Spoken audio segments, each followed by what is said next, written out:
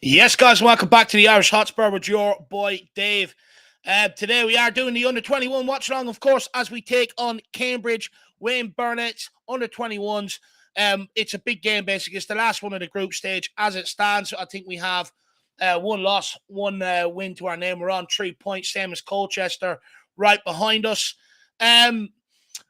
But look, you know, I think they're not playing till the 21st of November. They're playing Peterborough, the team that slapped us. So even if we win tonight, I think we will have to wait for their fixture and maybe see what sort of the goal difference is. Please let me know in the chat.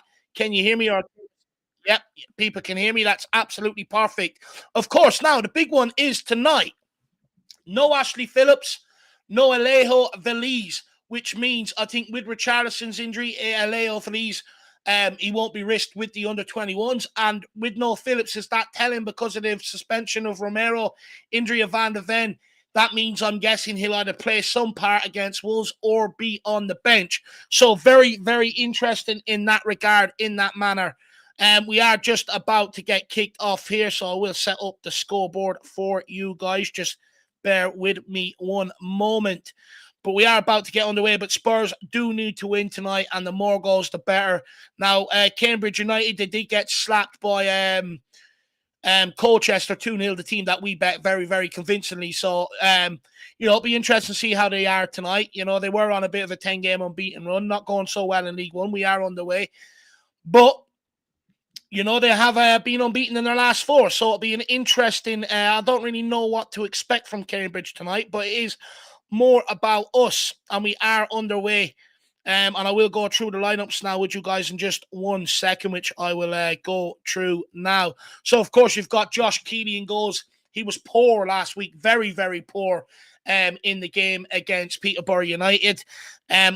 very, very poor. I thought he could have been a lot better. One of the goals he got caught underneath a corner kick underneath his own crossbar. Ashcroft at right back. Dorrington with Lyons Foster at centre back, who captains the side. Charlie Sayers at left back. Abbott and John in midfield, along with Tyrese Hall, Sunsup Bell one side, Donnelly the other, and Will Lancashire as well. So just bear with me. I'm just going to get the match stats up for everybody as well. I'm just getting going on my own this evening. Of course, Jacko, busy this evening. He's got plans. I think Shawnee Boy might be joining me though, so make sure you stay tuned for that. I think he said he will join me at some stage now, so just bear with me. I'm just going to try and bring up the match stats here for everybody.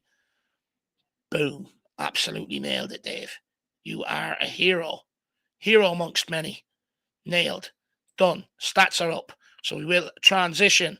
So everybody, there are your stats so far. Now let's get in and cozy into this game, into this watch along. Keeley with the ball. Sayers on it. Interesting that Donnelly looks like he could be playing on the right-hand side of the two backs. The ball has gone into Will Lancashire. It's well held up. It's a good ball in behind. Sunsup Bell onto it. Sunsup Bell playing down the left-hand side. He wins a free kick as well. Wins an early free kick. Well done, Sunsup Bell. Let's see if Tottenham can make something happen here. I will say, Donnelly was absolutely superb on some of the set-piece deliveries and crosses against Peterborough United. So it'll be very interesting to see if he can put in a good delivery here. We'll have a look at this attack, see if we can come up with something, and then we will welcome people into the stream.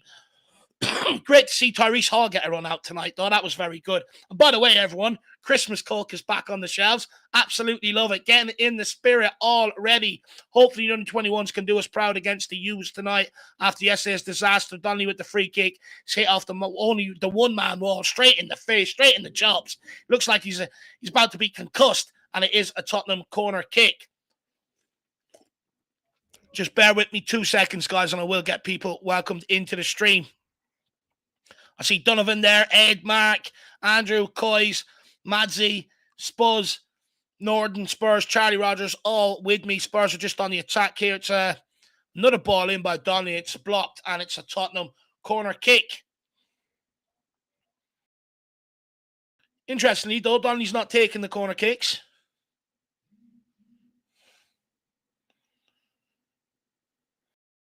Niall John is on the corner duty. That's a poor delivery. Doesn't even get it off the ground. It's a near post flick from Ashcroft. Doesn't really cause any damage whatsoever. But let's welcome a few of you guys in here. Let's see who we've got with us this afternoon. We do have Shawnee Maddox. Big up Shawnee Maddox. And he says, excited to follow along and see a great Spurs team. I think we're all excited, buddy. We're all definitely excited for that.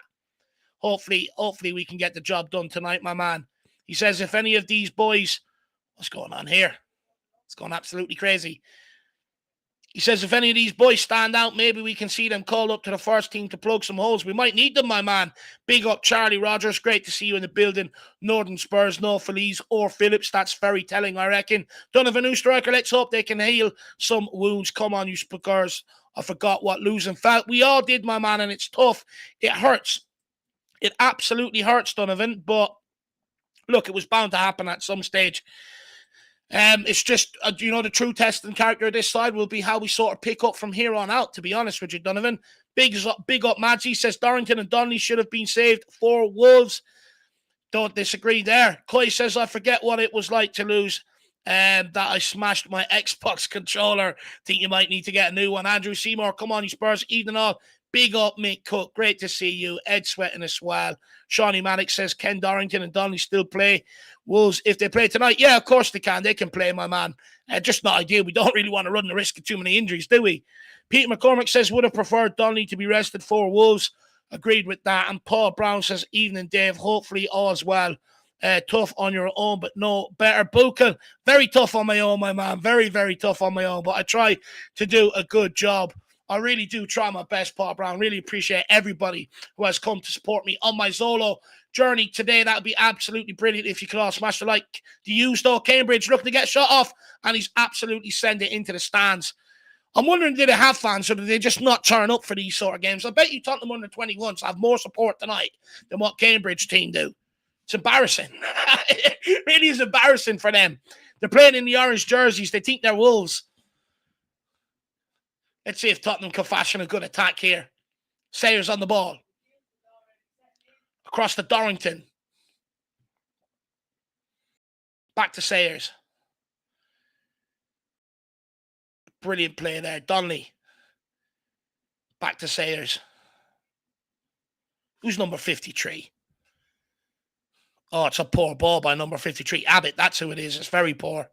Ashcroft, though, on the ball, breaking out. He does very well to break out there. Will Lancashire offers him a bit of support with the ball into the forward area. Does well to hold it up. Back to Abbott. Brilliant play by Tottenham to look to come out here. Sayers on the ball. It's a great ball out to Donnelly. What can he do? Goes for the Meg. And it is a Tottenham throw-in inside Cambridge half here. Of course, everybody who may be joining the under-21s do need to win tonight. I think it's Colchester and Peterborough not until the 21st of November. Of course, if Colchester beat Peterborough, which I think is highly unlikely, but if they do on the off chance, they can also nab second place and it'll come down to goal difference. So we need to score goals, but it's brilliant switch of play. Donnelly takes it down well on the chest, faces up the fullback, cuts it back inside. Back to Abbott.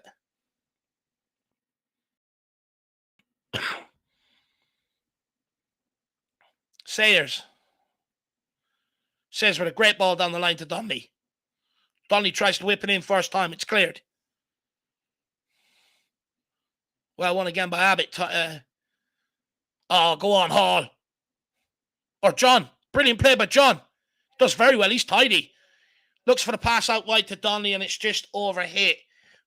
John looking very, very tidy there. I need to get the lineups up on here for myself. Under 21s. Let's get the lineups here now. So John is 43, Abbott is 55, Ashcroft is 60, and Lloyd Foster. Okay, grand, we're on it. Will Lancashire looks to divvy through, tries to feed one through to Tyrese Hall, just doesn't make its way through, but it is a Tottenham throw in deep here down Colchester's right hand side.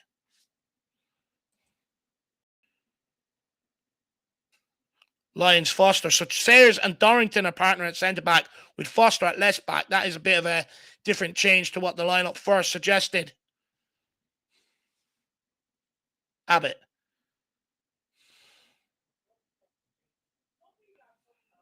Sayers does well to take the ball out of danger. Looks to go down the left-hand side here and wins a throw into Tottenham down the left. Sean Maddox says, Emo has to be left-back. Can't trust Davies. Look, do you know what I'd say to that, Shawnee, my man? On that lad, like, when you look at Davies' two appearances, right? One against Paris, he relied on Van de Ven covering in behind for him. And the same against Fulham in the Carabao Cup. He relied on Van de Ven covering in behind for him. We now don't have Van de Ven. For me, you can't play Ben Davies in this high line unless you have someone of Van de Ven's pace to cover down that side. So we're asking for trouble if we play him. But this is a brilliant work move here by Tottenham under 21s. It's a good switch of play. It's just cut out by Cambridge and they're quickly on the counter. Absolutely bursting down the middle of the park here. He goes out left. Tottenham players got back in numbers though. Fair play to them. They swing the ball in. And it's good clear by Sayers and completed by Tyrese Hall. Lancashire goes for the flick onto Sunsup Bell. He's got the pace to get onto the end of it. Go on, Sunsup. Take him on. Cuts inside. Is he going to have a shot? No, he doesn't. Tyrese Hall with the effort on goal. Unlucky by Tyrese Hall with a strike from the edge of the box. Number 73. Good effort. Great play by Sunsup Bell and Will Lancashire. Good hold-up play. Thinking maybe Sunsup Bell could have went for it on his own. Very unselfish. Tyrese Hall goes for the effort himself. Very unlucky. But Shawnee, yeah, Davies definitely, for me, he just can't play unless we have Van de Ven. Big up, Chris, as well. Great to see you joining me and coming in the building. Evening, Lee Nerry as well. Great to see you, my man.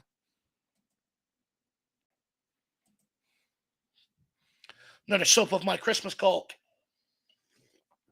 Quite chuffed with myself today, actually, on that, by the way. Very quite chuffed to see that. Cambridge looking to spring another counter. Delivers the ball from deep. It's way overhit. Way overhit. It's gone out for Tottenham. Goal kick. That is absolutely shocking. Now we know why he is a League One player. Who else have we got with us? Big up Marcus Swaz says, what was going on with Skip last night? Looked like he couldn't be asked to run. Evening, Dave. Do you know what, on that? There was one opportunity there where he could have, everyone else pressing, he could have went to close down and he just didn't. It really sort of, that pissed me off. Look, I don't know what's going on, my man. I just, personally, I don't think he's cut out for it with the midfielders and the caliber of the midfielders ahead of him. I said it, at the end of last season, he's not good enough for Tottenham. And, if we do sign a player or two in that position, you're going to have to loan him out. And we didn't do it because our homegrown status in the squad, players that we can register, is in such a mess right now. So unfortunately, he's been kept for that, a bit like Harry Winks all his career. But, if I'm advising Skip, I'm saying, look, you got to push to get out and get a loan move for your development, John putting some pressure on the Cambridge winger. He goes on the outside of him, however, and he overruns it. And he gets angry and smashes it off the advertising ordinance. Good tracking back by John there. Who else have we got here? Chris says, not angry, we lost at all. I was proud we did not back down. Even with 9 men, scoreline does not reflect the game. And Michael Oliver is a W, is a banker. Yeah, I completely agree, Chris. Completely agree. Everyone, if you have watched our video that me and Jack done on that highline earlier on, put in your comments, let us know what your thoughts are. Mawar13 says, I love your work. You always have good points to say. Keep up the good work. You got a new sub. Mawar13, I really do appreciate that, I know a lot of people probably don't like listening to me, but I really do appreciate it. It's nice to get your ego stroked once in a while, my man. I really do appreciate that. On the highline, though, I thought it was very, very interesting, right? It's definitely unorthodox, and I know a lot of people maybe don't understand it or don't agree with it, but it is what us Spurs fans asked for at the end of the day. When we had Antonio Conte, every Spurs fan said they want to approach the game about what we can do to affect the game and then worry about the opposition second. And that's exactly what Ange Postecoglou done, whether it's with 9 men, whether it's with 10 men. He's done it, and I don't think we should be so angry. In fact, I think it was genius, It gave us an opportunity because if we just sat in, right, it just means Chelsea are going to pepper us all game, and we've no outball. It's just going to be absolutely relentless. But by playing the high line, it meant we could get a bit of pressure on them. We could try and turn the ball over, and we had a couple of chances. If Dyer wasn't offside, which was fractional, if Bentancur scored his chance, or Sonny, we'd be talking today about how genius it was, how we approached the game, even with 9 men. I know some people will call it naive, but personally, I don't think so. You can either sit back and be resigned to destiny, or you can try and create your own look. And that's what we tried to do yesterday. And I do think, even with 9 men, we gave them a good run for their money. What I did see is a team that fight for the badge, that play for the badge. Donnelly with the ball. Very composed. Absolutely brilliant. Slows it down a little. Sayers. Over to Dorrington. Dorrington drawing the contact. Plays it out wide to Ashcroft. Ashcroft back to Keeley. Keeley Strawberries. Keeley to Sayers. To Donnelly, who's coming out, drop from the left wing to pick it up. Holds it up, spins his man brilliantly. Now he's on the charge. Go on, kid. Sprinted down. He's got Sunsup Bell on the overlap.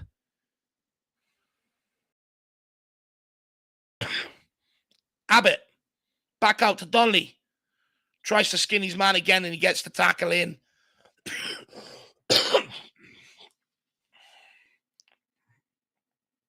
Brooklyn Lions Foster coming over to take the throw in.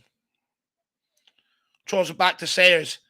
Tottenham looking to keep Cambridge penned back in their half. 15 minutes in, no side has really fashioned any real sort of clear-cut chances.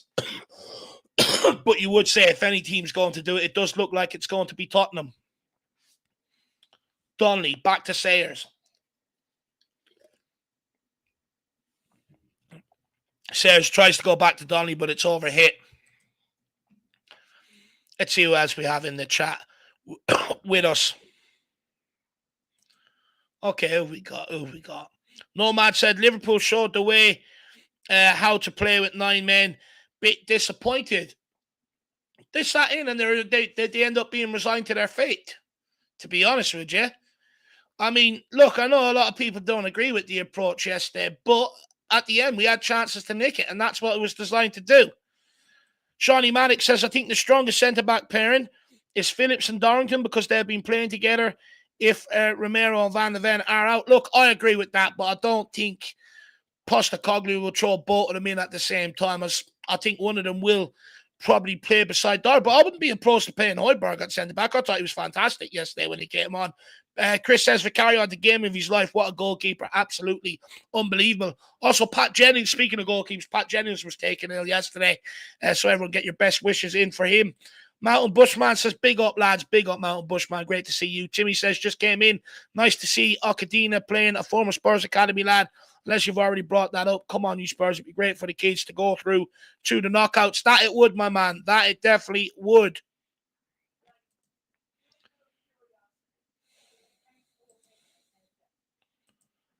Now, back to the game. Keeley.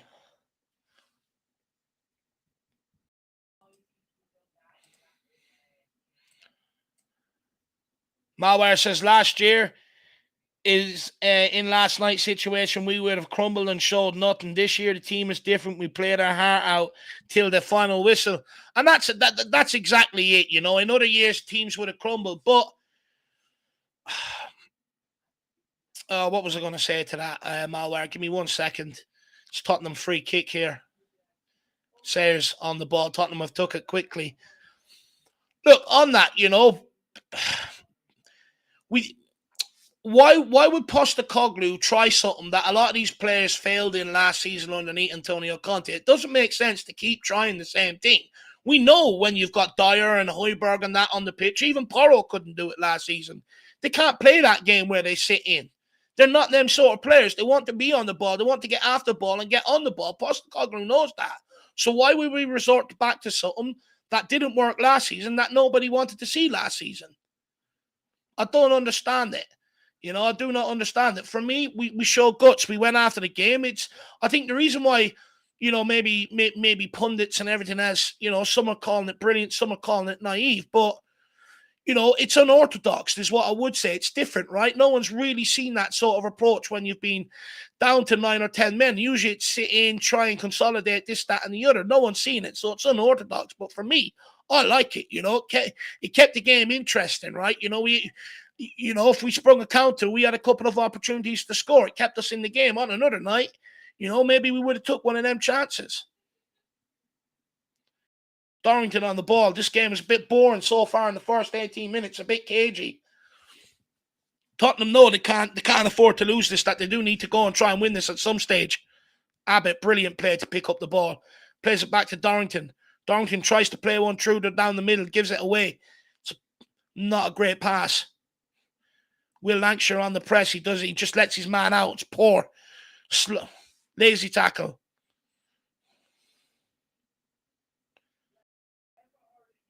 Cambridge United face up. Good defending there by young Abbott, or by what's his name? Where is he? Yeah, by young Ashcroft. Chris says malware 100%. Medzi says not mentioned, but Johnson was amazing yesterday. Unfortunately, he had to get sacrificed. Absolutely, you know, feel bad for the kid, but it's not like he's not gonna play again, right? You know, he's gonna get his opportunity against Wolves. Felt bad for him.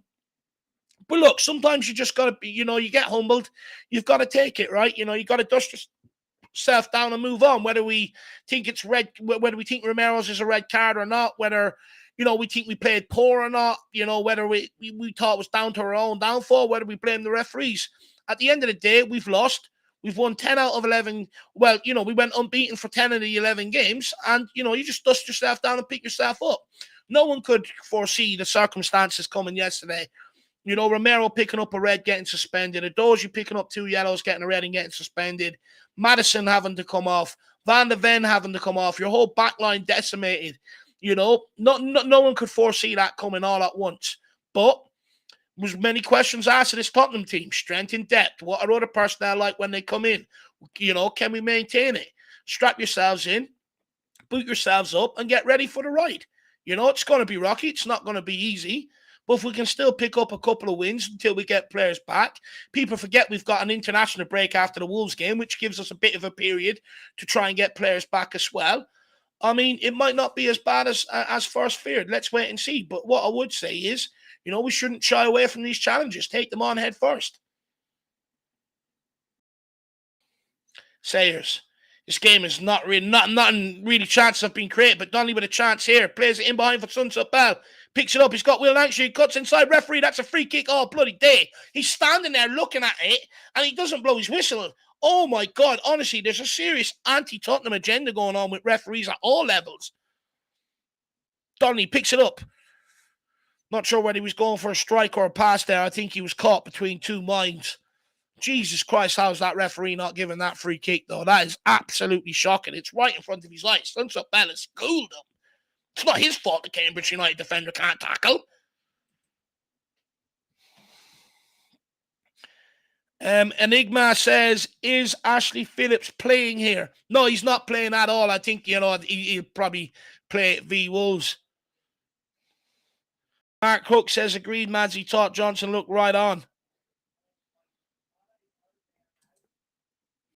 Ball all the way back to Keeley. It'd be nice to chalk up a couple of goals here just to have that bit of a cushion. Abbott. Back to Sayers. Back to Keeley. Tottenham maybe finding it hard to maybe break down this Colchester sort of setup. They press with three players up in the forward areas and everyone else sort of sits in deep. It's one back here by Cambridge, though. It's a bit sloppy by Tottenham. We need to be better on the ball. If we get, after this game, I think we've got the under-21s trophy starting to kick off as well, the group stage with that. So, they've got plenty more cup games to come, but I would love us to get out of this group. We haven't been out of the group in this competition at all since it first started. We've only ever won once before this campaign in the group stage. We've already won one. Can we go nick a second? It's a good delivery but by Cambridge from the corner. It's gone all the way over. Their centre half, very unlucky. Just missed his head by that much. Could have been 1-0 to Cambridge. Tottenham do need to be a bit better on the ball, especially going forward. Really find it hard to break down Cambridge. Let's have a look at the match stats. What are match stats saying?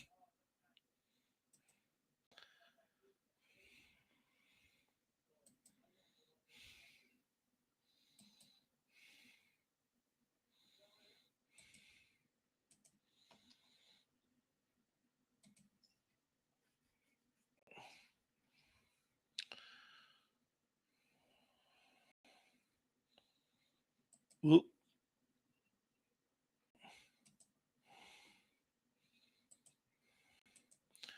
Cambridge with an opportunity here. Cuts in, gets the strike off. Oh, is that off the post or is that a brilliant save by Keeley? Let's have another look at this.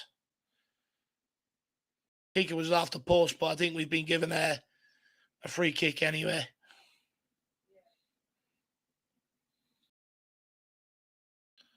Josh Keeney trying to invite the striker onto him. Passes it into Hall. Hall out to Dorrington. Dorrington goes for a different one over the top towards Lancashire. Tyrese Hall picks it up into John. John, brilliant turn. On to Abbott. Abbott picks up the ball. He's driving forward. Tottenham look like they have a bit of gusto about them in this attack. They look hungry. Maybe they've woken up a bit. Sayers. All the way over to Dorrington. Dorrington has to play forward into that midfield. Hall with a brilliant ball around the corner. Ashcroft. If he could have just found a better cross. He had Sunset Bell looking for the pullback. Two players running into box in Donnelly and Lancashire, and he sort of hits the first man in front of him. It's a good idea, just maybe a bit of a better execution. Donnelly over to take the corner kick. It's going to be an in-swinger.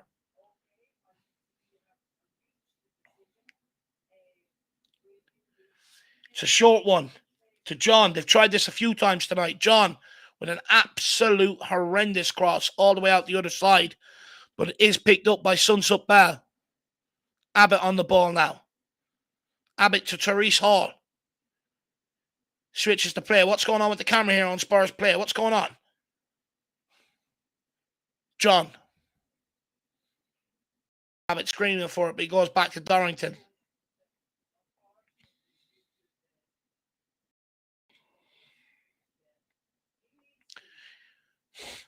He's waiting for the press, and no one wants to come out. None of the Cambridge players want to come out when the ball's in their half.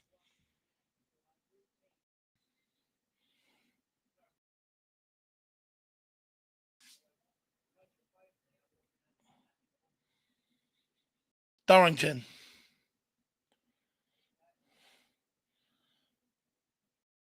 It's a good ball. It's a brilliant move. Donnelly in behind for Therese Hall. Therese Hall! It's a great save.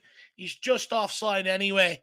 It's a good move by the Tottenham under-21s, though. Well worked through the middle. Great ball in behind for Donnelly. Just a tad offside. Unlucky. Unlucky. That's a brilliant move by Tottenham. It's a good save by the goalkeeper as well, although it being offside. Let's catch back up with the chat. Timmy says, oh, dang, thanks for the info, Madzi. Alexander Hintil says Santiago's injured, I think. No Santiago in the squad. None. Malware says, so for every game we have played, we face some type of adversity in different situations. I think this just builds character in a young team and is going to build up stronger. One loss will not define us. Absolutely spot on, my man. Absolutely spot on. It will not define us. You know, we've been through some adversity this year. We've come out of it. This one, with Tottenham on the press, forced the goalkeeper to kick it out for a throw-in. In fact, actually, he kicks it out of the stand, over the stand. It's a quick throw-in by Donnelly, though. Oh, unlucky by Will Lancashire. Tries to skin his man. Just held off, and it's gone back to the goalkeeper. But absolutely, you know, one loss will not define us. You know, we've got young, hungry players who want to achieve. They know now the referees are against them. So just go into every game with that mindset. And just one thing I will say is maybe we do need to watch. You know, we do pick up an awful lot of cards. That is something maybe we do need to watch a little. You know, I get it. You know, I love the way the team is that we're getting stuck in and stuff like that. But we do have to be a bit more cautious maybe that teams are winding us up and maybe we're reacting to it. John with an out ball towards Lancashire. He's got to do better there, kid. You've got to be expecting that. You have to be in front of your man expecting that. He's miles behind him.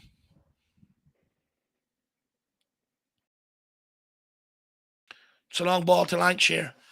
Nothing he could do there, really. It's just a high, hopeful ball. Let's go to the chat. This game is a bit boring.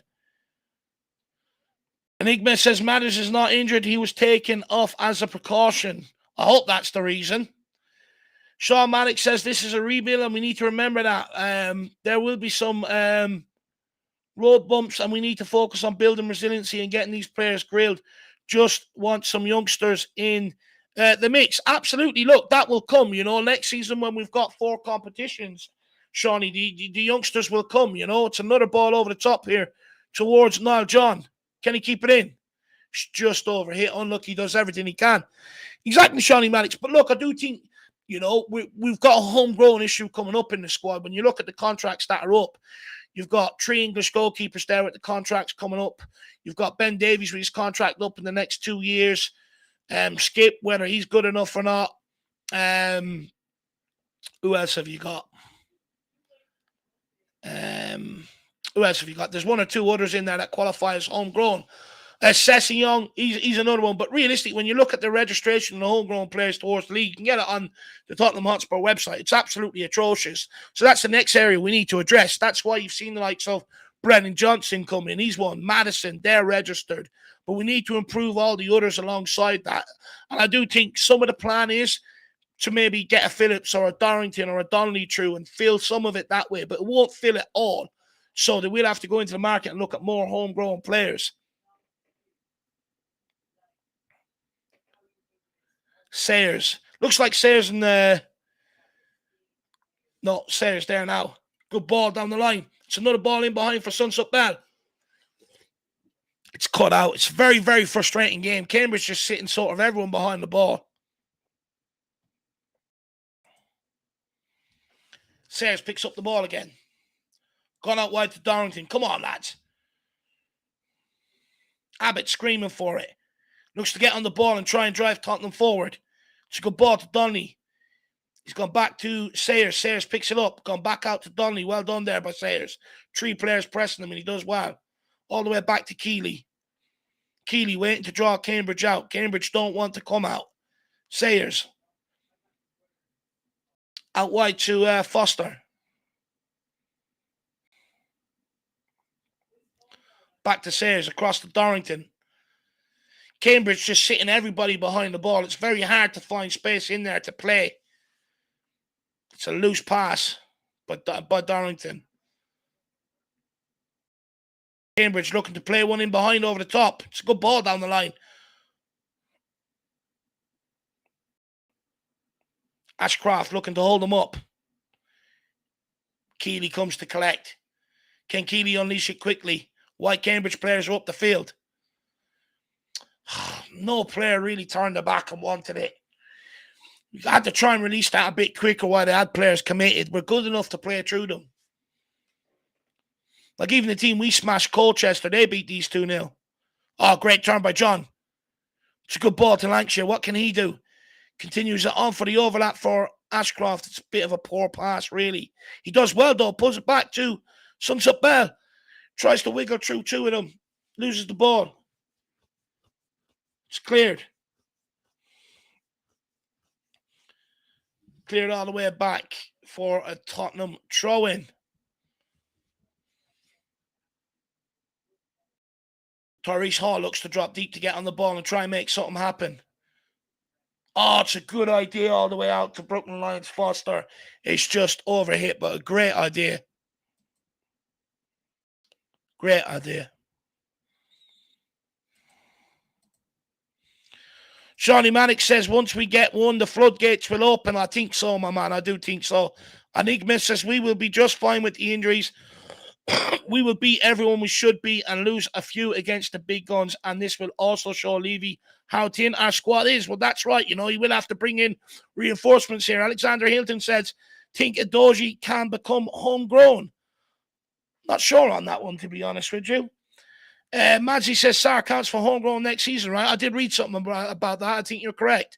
Jeannie D says Cooley will start banging in more goals and Johnson too. I really do hope so, because they are the only ones that really, you know, the forward line have to come to the party. And I was saying this earlier on to Sean and Johnny. I've done a few different streams today. Sean and Johnny earlier on that what were we talking about? 1 second. Ball all the way back to Keeley there.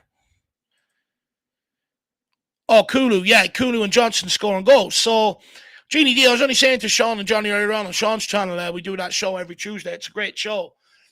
That, you know, the defence have come to the party for the first 10, 11 games, you know. Now that we're carrying injuries there, we're carrying knocks there, and it's obviously not going to be as strong. Now's the time for the forwards to step up and start banging in a few more goals a bit more regularly now. You know, they have to come to the party. Now's their time to step up. The defence and the goalkeeper have done their work up until now.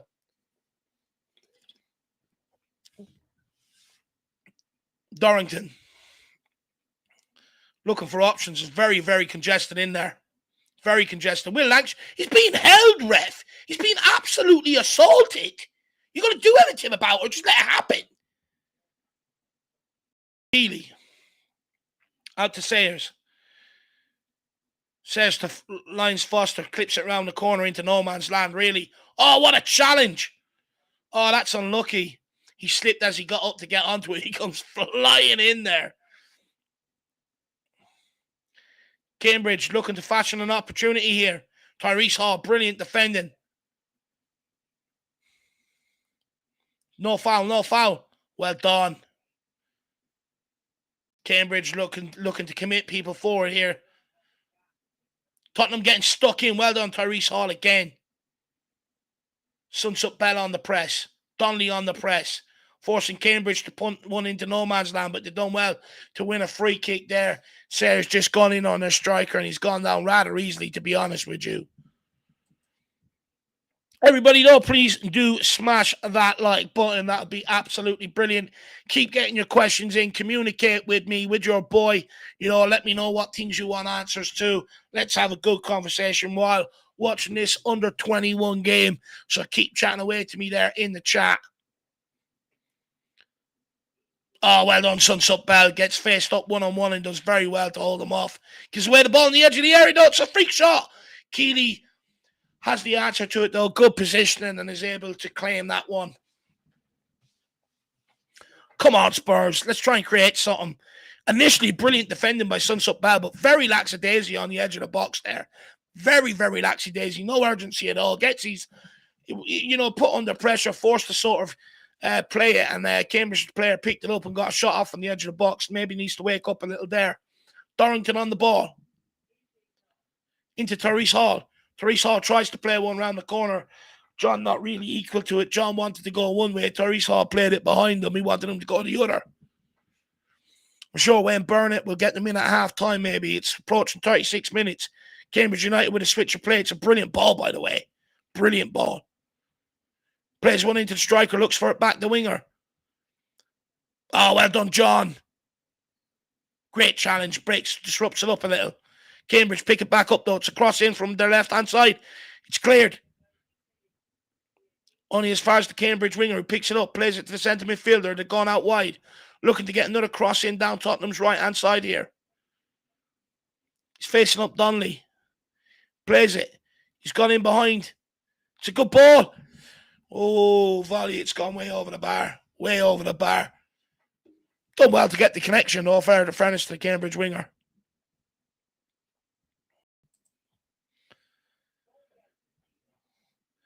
Madsy says, we are dominating so far. Kill this game now. Sub off Dorrington and Donnelly so they hopefully can play Saturday and win. Look, we're dominating the game, but we're not really creating anything with the possession, if you know what I mean. Like, we've got a lot of possession across that back line, but we're finding it very hard to get the ball into midfield and forward areas without it coming back. We're not really creating an awful lot, but there's a good ball over the top. It's just overhit again. Two players away on it. Donnelly and Will Lancashire, their keeper. In fairness, he was ready for it. But although we're dominating, we're just not creating enough. We're not being clever enough, crafty enough. We're trying to draw Cambridge out, but they're very disciplined. They don't want to come out, really. Oh, Moondog. What's Moondog saying? Let's hear what Moondog has to say. Where is my man? Moondog says, big up, Dev. Big up, Moondog. Good to see you. Thank you for coming in and joining me this evening, my man, for this under 21 watch along. Hopefully you and Charlie are well. And, hopefully you treated yourself to the proceeds of that bet yesterday. Kulu first goal scorer, my man. What an absolute pick. What a legend. Brilliant pick. I think Jack had a bet on every other player but Kulusevski for first goal scorer, Moondog. Remember him saying to me today, he had one on Son, one on Johnson, one on Madison. And the only one he didn't pick was Kulu, which you told us about.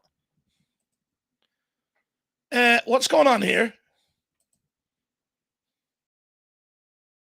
Why are they slowing the stream down? It's a joke. What's going on? But yeah, Moondog, great insight. You need to give me a bet for the weekend coming up this weekend. Tottenham v Wolves. What's your bet, Moondog? Let me know. I'm going to put a $5 on it.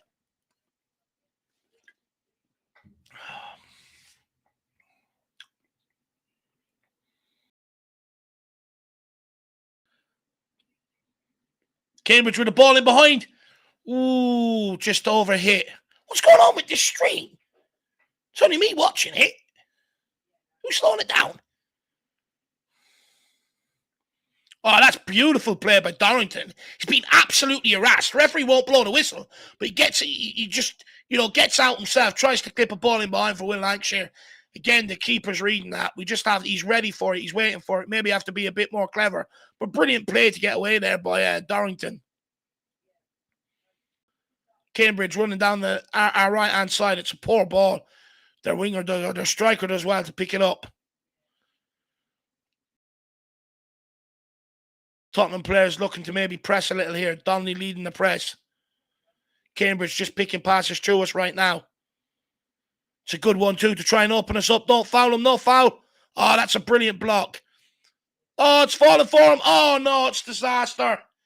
It's 1-0 Cambridge. Spurs bodies flying everywhere, but it still somehow finds the back of the net.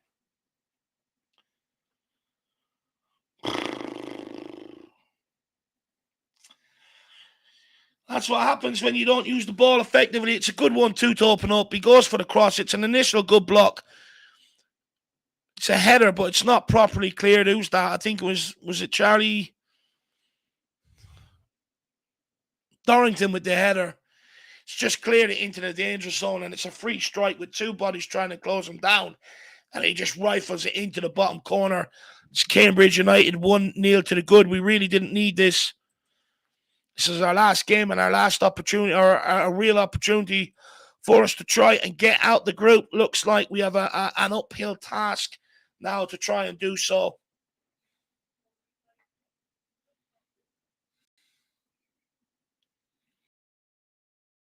Brooklyn Lions Foster. He's gone back into the middle. Spurs have gone 3 at the back now in possession. Foster dropping into the middle with Sayers out to the left. Dorrington out to the right. Maybe trying to get him on to see if he can dictate the game. Charlie Sayers all the way back to Josh Keeley. Someone needs to get on the ball and run at them. You know, if they're going to sit in like that, just get on the ball and run at them. Ref, he's holding on to Tyrese Hall. Put him up for charges. The kid's only 17. Foster. Into Abbott. It's interesting. Out to Dorrington. Back to Abbott. Abbott trying to get on the ball and make something happen, but he just plays the safe pass. It's happening too often this evening. Dorrington on the ball. He's got a bit of space down the right. That's a poor pass into the middle. It's given away. Well recovered by Dorrington, though. Covers up for his own mistake. Back to Keeley. Tyrese Hall into Abbott. Abbott looking for options. He does that. He looks forward looking for options, but then plays the easy pass. Foster. To Dorrington. You've got John ahead. He uses John. He's got Ashcroft ahead of him. Doesn't want to use him. Looks to take on. Now he uses Ashcroft.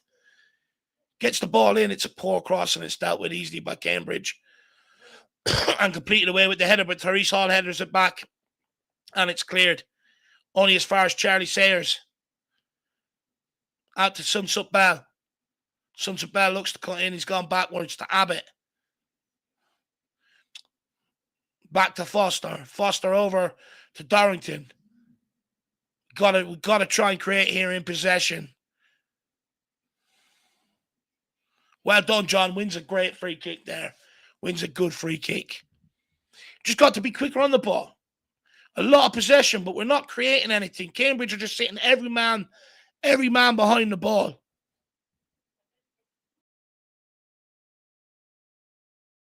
That's brilliant play by Foster. Does 2-1-2s. One with Donnelly tries the ball in behind for Lancashire. Unlucky. That was brilliant play by Foster. Picks up the ball at centre-back. There's a 1-2 with Tyrese Hall and a 1-2 with Donnelly. Nearly opening up the Cambridge United team. This is what we need to be doing. Bit more of this. Everyone just wants to play the safe pass. No one really just wants to be the one to give away possession. Brooklyn Lions Foster, though, very interested in moving into the centre, trying to get this game going, trying to dictate it for Tottenham.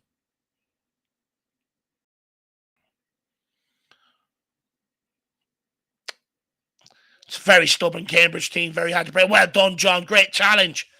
Ashcroft, he's got Donnelly outside him and John inside him. He uses Donnelly. Donnelly with a float ball. It's a great one. It's a free header. Oh, it's 2-3 headers. Oh, it's in. No, it's not given. He's flagged someone offside. Tyrese Hall had a chance. Probably should have scored. Went on to the back post. I think that's Will Lancashire at the back post. Probably should have scored. What's going on? Why does this keep pausing and everything else? It's taking the mick out of me. Come on, the fuck. It's a great cross by Donnelly. Tyrese Hall with the header completely fucks it up. Sunsup Bell with the header completely screws it up. Then Will Lancashire with the header. It's gone in, but it's given as an offside on Sunsup Bell. Nearly back in the game there, but that's much better from this team. Much better. Have to come out in the second half with the same gusto, the same sort of purpose. 1 minute added on here. The onus is on us to take the game to them. We have to realize that in the second half.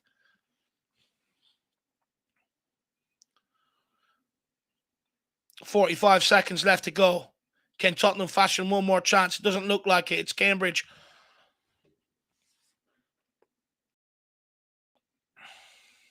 Cambridge in possession, looking to just maybe see it through to half-time. 30 seconds left. Tottenham players on the press.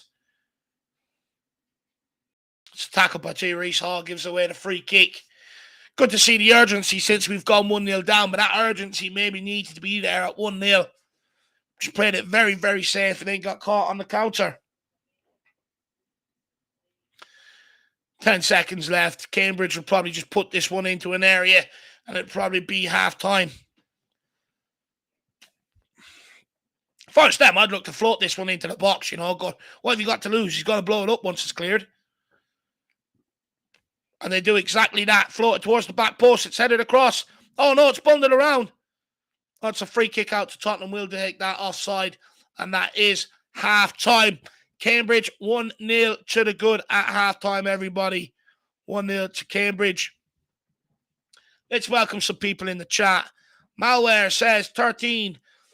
Sancho days are numbered at Man U. He will be sold in January. Do we jump on the chance to sign him or focus on other positions? He does fit Ange's style and he's homegrown.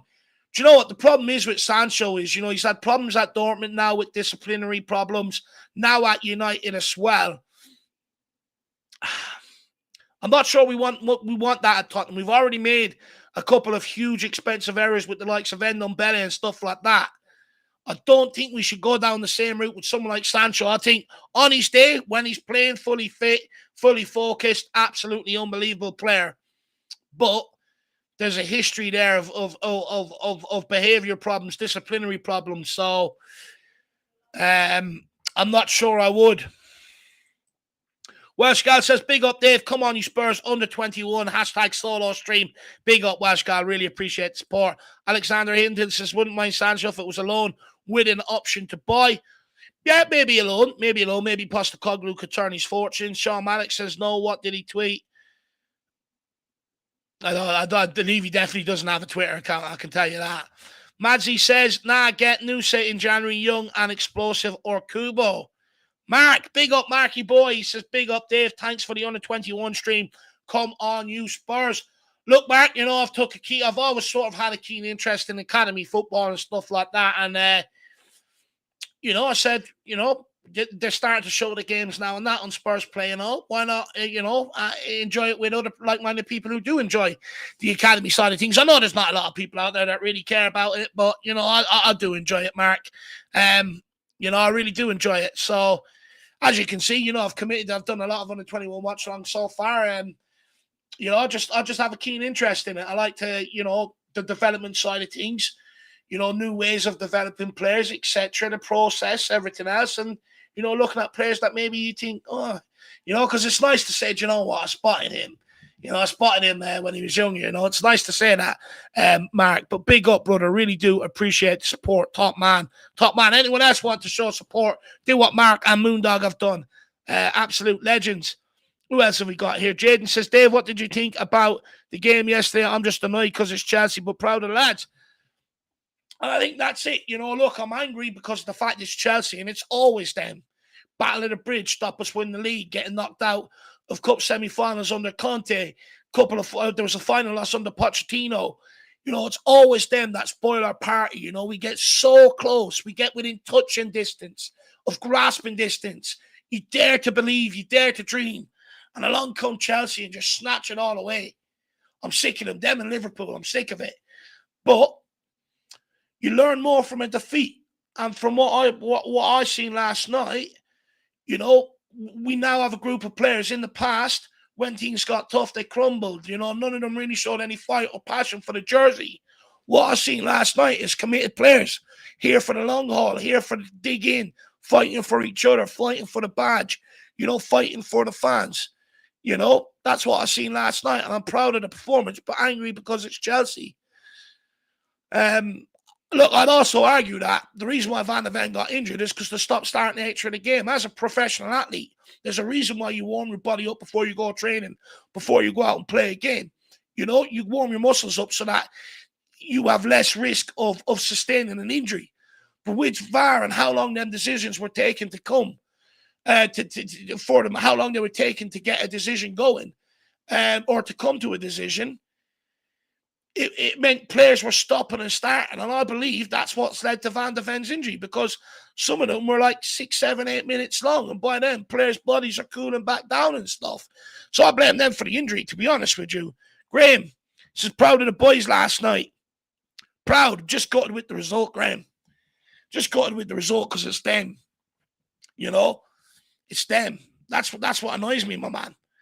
That's what annoys me. Big up Dan Davenport. Hey, Dave, bro, Romero was sloppy. Again, I don't think it's a red card, Dan. I really don't. I would say, you know, it's not like he was going to make a challenge, right? He was clearing the ball. There's a player in front of him. I encourage everybody, put your football in front of a chair and go to leather that ball like you're going to clear it, and tell me you don't hit that chair that's in front of you on the follow-through. For me, I don't think it's a penalty. I didn't think Curtis Jones one was when it was Curtis Jones was a sending off either. You know, when it happened to Liverpool, I didn't think it was. I don't think Romero's was. I think basically what's happened there is his reputation has come back to haunt him, where they go, oh, Romero's that player, isn't he? Yeah, he meant that. Whereas this year, he's tried to clean up his game an awful lot, and he has done. And I don't think that was a red card. I don't think the intent was there. And I'd argue if the goal was given, they don't even look at that twice. They don't even look at it twice. The referee didn't give it in normal time because he didn't think it was a foul. So I just don't understand it, to be honest with you. It's really pissed me off. I don't think it is a red card. I think the game's getting too soft, if you want me to be brutally honest. It's a collision. It's a collision when two players are going for the ball. They happen. You know? They happen. Just really annoys me. Just really annoys me, my man. I don't think it was a red card. I know a lot of people would say it is, but I don't think it is. I don't think it is. Sunday Man Ali says, anyone know how I can watch this game? It's on Spurs Play, my man. It's on Spurs Play. Shawnee boy, I think I sent you the link to your email, brother. I sent the link to your email, the Sean Butler one. I don't know how to get the one from my computer. If not, just put your email address in here in the chat, and I'll send the link to your email address, my man. Big up, Shawnee. I really appreciate you coming to dig me out. Dan Davenport says, yes, Dave, it was harsh, but it was nasty. It was a hasty decision from Romero, sadly, but he will bounce back, Dave. Again, I don't think it was. He went to clear a ball and let it clear with a player in front of him. He's kicked the ball. The player's collateral damage once he's in close proximity to him. I just don't think it's a red card. I really don't. Paulio says, don't worry, City will flatten Chelsea. To be honest with you, I actually want Chelsea to beat City so we can go back top of the league at the weekend. That would be nice. That'd be absolutely brilliant. Shawnee, just put your email in if you need it resent, my man. Or make sure he's not in the back end here. Give me a second. Could be in the back end. Where's my mouse hiding? No, he's not here. I'm just so annoyed with it. Just upset about yesterday. But look, it is what it is. We got to dust ourselves down and move on. Moondog says, I don't think it was a red. He played the ball. And this is what frustrates me about a Moondog. The ball's in front of him. Enzo Fernandez is the other side of the ball. When you and it's not like he's going to pass the ball, right? He's going to leather it clear. So he's going to kick the ball. His leg's coming through in a forward motion. And it's carried on and hit the Enzo Fernandez. But when he's standing in front of him, where do you want him to place his leg once he's gone to leather the ball? I just don't understand it. If Romero, because you hear like Carragher, it's reckless, it's out of control, this, that, and the other. I'd understand if he went to make the tackle, but he wasn't. He didn't slide in. He went to clear the ball. That is the difference for me. That's how for me, that's not a red card, because he wasn't off his feet. He didn't go to make a challenge. He simply just cleared the ball and caught Enzo on the follow through. I don't understand it. Steve D says on reflection, Perhaps we're not taking other factors into account. Is Ange trying to change the culture long term? And last night sends a message to both players and Levy, i.e. back me as this is it. Look, what I will say is I think Postecoglou handled the post-match press conference absolutely brilliantly, but not going for the referees and the obvious what everyone seems to be talking about. Funny enough, I actually think the referees might be a bit kinder to us. That's my hope of it. But Steve D, no, I don't think it's I don't think it's sending a message to anybody. To be honest with you, I just think that's his way of playing, and he ain't going to change it. You know, he's not going to change it because we have to understand, right? When we went down to 10 men, we played very similar formation to what we played against Luton. But when we went down to 9 men, that's when we had to alter it. And a lot of players were in one line trying to catch Chelsea offside and then at times trying to press them to win the ball back. So I think going down to 9 men changed it again because before that he played with Kulu and Son as a 2 up top, similar to Luton. But because we went down to 9 men, he had to sort of change it and find a way again. I don't think it was sending a message. I think he already knew the message. Postecoglou said in the summer, I need 2 centre-backs. The club chose to bring in 1. Your only hope is that the other one arrives in January, Steve D. But he's already told the club what they need. They're well aware of what he needs, my man. Well aware of it. Bob Bean Counter says, I guess it's no longer the fashion that who gets the ball first wins. Now, I guess you have to ask politely to the ball and say thank you. Never foul. Do you know what? On this Bob Bean Counter, my man, it's like if Romero then doesn't go to clear that and they go on to score from that, fans be like, why did Romero pull out? Why didn't he go to clear it? Why didn't he? It's just, honestly, I think we're losing the game. I think it's dangerous when people, and you've got pundits, explaining it from what the rules interpretation is, rather than trying to explain it from their experience on the football pitch. Their experience on the football pitch, if they explained it from a player's point of view, but they didn't want to do that. They want to try and courteous round to the referees. We're getting into an age now. Once they came out and apologized, the referees were getting hammered. And since then, everyone's trying to twist it now, where they're trying to protect the referees. Well, the thing is, if they didn't bring in VAR and they couldn't use it, the referees wouldn't get, highlighted every single week like they are now. If you go back to human interpretation, football will be the main talking point again. But because you got VAR and everyone expects it to get the decision right, when it's wrong and it's still left open to the human's interpretation of the rules, and it's not just black and white, this is why we're at this point. It's absolutely a joke, man. I'm fed up with it. If you had a player up there in that VAR room, they'd say, hang on here a minute. I mean, all he's gone to do is clear the ball and follow through on the kick. I mean, he's gone to clear the ball. It's not like he's gone to pass it. He's gone to clear the ball, which means he's putting his foot right through it, right? If you had a player up there, you'd be able to say that to the referee. But unfortunately, we're in a day and age now where they want to slow everything down, look at bits of contact. And I'd argue if that happens outside the box, that's not given. He's not even looked at twice. That's what really upsets me about it, lad. Shawnee, my man, just drop me your email, brother, so I can send you the link via the email. Let me see if he's messaged me. I'll message him.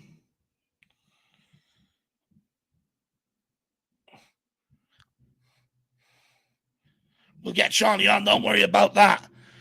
Bob B. Gowder says, absolutely agree, Dave. Dan says, hi to Spurs. Talk show. Is this second half underway yet? Still not underway. I'm actually just getting sick of the referees at this point. Sick of VAR. I'm sick of it all, to be honest. I'm absolutely fed up with it all. It's getting to the point where no one knows what's a free kick anymore. You go, for instance, right, the Reece James elbow. Here's where it annoys me. They've obviously looked at that and said, nah, when you go up for the ball and you go for these headers, you expect this to happen, and there's no intent in it. So it's not given. But then why not look at the Romero one through the same objective lens and go, well, hang on a minute, he's gone to clear the ball. The player's right in front of him. Obviously, he's going to make contact. But it's not malicious. There's no intent behind it. But they don't do that. They do that when it comes to elbows and challenging in the air. But they won't look at it through the same lens then when it comes to tackling in the box. So I'm of the opinion, if that's a red card, Romero's, then the elbow to the face is a red card on Reece James. Because you can always go for the ball, knowing your man's there, not look at him, because they say, when you look at him first, it's intent. But you can always go for the ball, knowing your man's there feeling them, and still go for the elbow without looking at him. You know what I mean? It's just, it really annoys me the way they look at the elbow compared to the Romero situation. Really, really does annoy me, man. Really annoys me. Big up Sean, EJ, Daniel, not a new man, just tuning in, listening to me, giving out once again. See if Shawnee Boyce takes me back. Could really do with getting the second half underway. Looks like we're about to. Let's bring up the clock. Let's get it ready to go. No substitutions from Tottenham's point of view either. Let's see if they can attack this with a bit more gusto in the second half. Really do need to get the win. Look, if Peterborough, I think, beat Colchester, I still think we could qualify. However, we don't want to rely on that. We need to get the win, take 6 points, and look to get out of this group. Very, very poor in the first half. Didn't really create a lot underway here now in the second. Cambridge still 1-0 to the good. But look, interesting tactical switch, though, with Sayers now going out to the left, Forrester now coming into the middle. And when he gets on the ball, he's really trying to look to make things happen. When it was Dorrington and Sayers, it was a bit mundane, passing between each other. But with Foster there, he really is trying to get that ball going. Out to Sayers. Sayers with a long ball over to Sunsup Bell, who couldn't really get onto the end of it. And it's just pumped clear by Colchester. Clarice Hall picks it up. Does brilliantly well to evade two Colchester midfielders. Referee, if you do not... Oh, my God. Oh, how's he not giving it? That was worse than Romero's yesterday.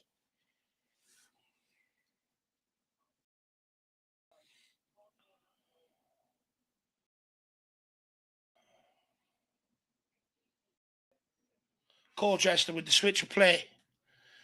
Easy just dropped into Keely's hands. What's Jack messaging me? Yes, Jack. If you can, that'll be awesome. I'll get Sean's email off his YouTube. That's what I'll do. Everyone, just bear with me one moment. Oh, I'll Twitter Sean the link. Why didn't I think of that? What's wrong with me?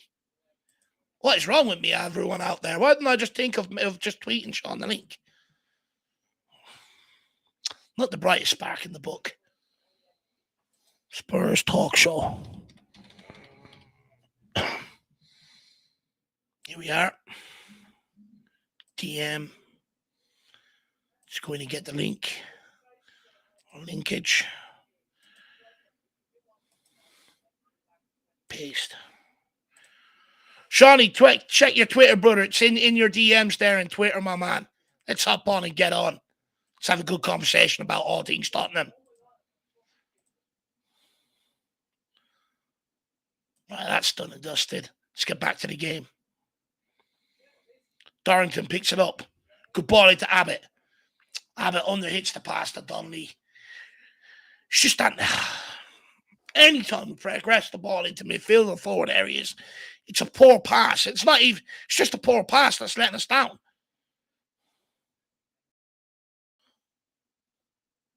Ashcroft and John done well there to force the winger backwards. Colchester getting a bit of joy down our right-hand side. Tottenham players getting on the press. It's absolutely brilliant by Sayers. Can he nick it? No, he doesn't. He gets skinned. Foster comes along, looks to deal with it. Now, who's in the chat? Sean E.J. Daniel says, how are our next Premier League centre-back pairing and left-back looking? Dorrington, Sayers, Phillips. No Phillips tonight, Sean E.J. Daniel, my man. Which means suggests he's probably going to be the one called up for the Wolves game, whether he starts on the bench. That remains to be seen. Dorrington, done all right. Has done all right, actually. Sayers, he's done all right. He's done all right. But we're every time we progress the ball into midfield, see, We get the ball at the back line. Cambridge set every man behind the ball. As soon as we go to prod it into midfield, they're on us like flies. But Spurs players need to do more to get free in there, to get on the ball and get turned and be a bit more progressive. Weirsless says 9 more remaining games before January transfer window, 27 points up there to fight. Absolutely spot on, my man. Big up the Tron as well, tuning in, joining in, my man. Big up Dermotron. Hopefully you're keeping well, sir. Back to the game.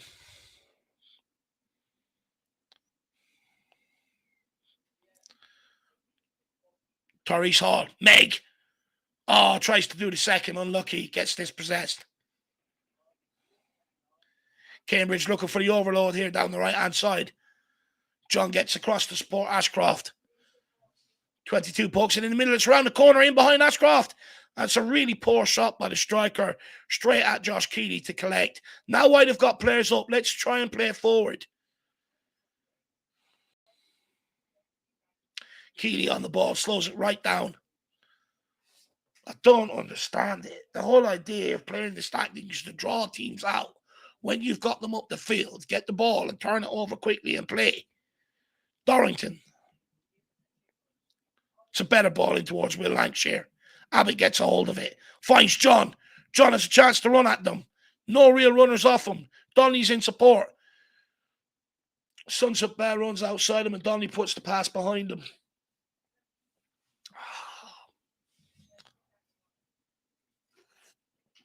It's becoming very frustrating.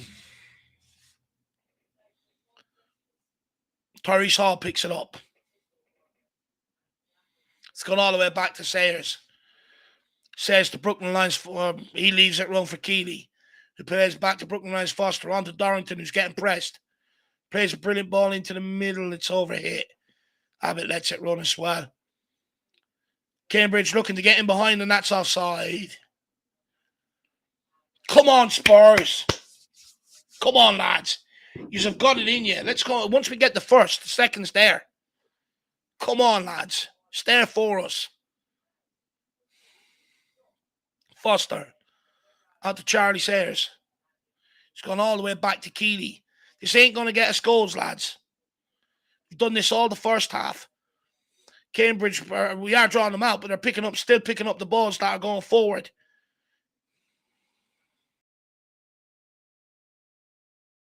Tottenham players, nearly every single one of them back behind the ball right now. Santiago just does it and absolutely hoofs it clear. Will Lancashire doesn't even challenge. Sayers picks it up though. Good defending. Brooklyn Lions Foster. Cambridge have starting to come out a little. Let's drive forward now. Drive into that space. Dorrington turns back inside. Back to Brooklyn Lions Foster. He decides to go for a long ball over the top. It's a brilliant ball. Well taken down by Ashcroft with the overrun of John. John looks to get the cross in. It's cleared only towards as far as Donnelly. Donnelly picks it up. Can he get turned to make something happen? He's gone out wide to Sayers. Use that space. Please do not go backwards. Crosses the ball. Falls to Tyrese Hall. It's an underhit pass and it's given away. Cambridge on the attack. Ashcroft can't get back there to cover the right-hand side, and it's 2-0. It's 2-0. It's just a poor giveaway. Ashcroft could never really get back. I do think Dorrington and Brooklyn Lions Foster, as it Sayers, one of them could have went with the run, and they both tried to stay with the guy with the ball. And it's just put in down the side, and it's 1-0 or 2-0 to Cambridge. It's really, really poor. It's just one ball into the striker. He's in tons of space, gets turned, runs directly at us. Brooklyn Lions Foster needs to tell Dorrington to go that he's there. He doesn't. It's a free ball in behind him. Tyrrell Ashcroft couldn't get back. 2-0 to Cambridge. We had such a golden opportunity to try and get out of this group. Things really are starting to go wrong at Tottenham Hotspur right now. Really frustrating. Okay, Shawnee, sending it to you now, my man. God, I'm a donut, Shawnee. I am a donut, lad.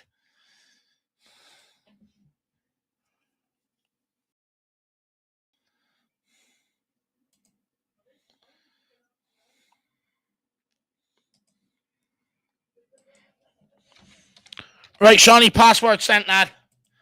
Password sent on to you, my man.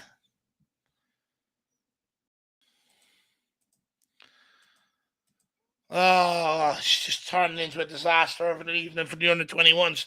Done such great work in the opening day of the group game. Really got humbled by Peterborough. Just failed to really get going here tonight against Cambridge.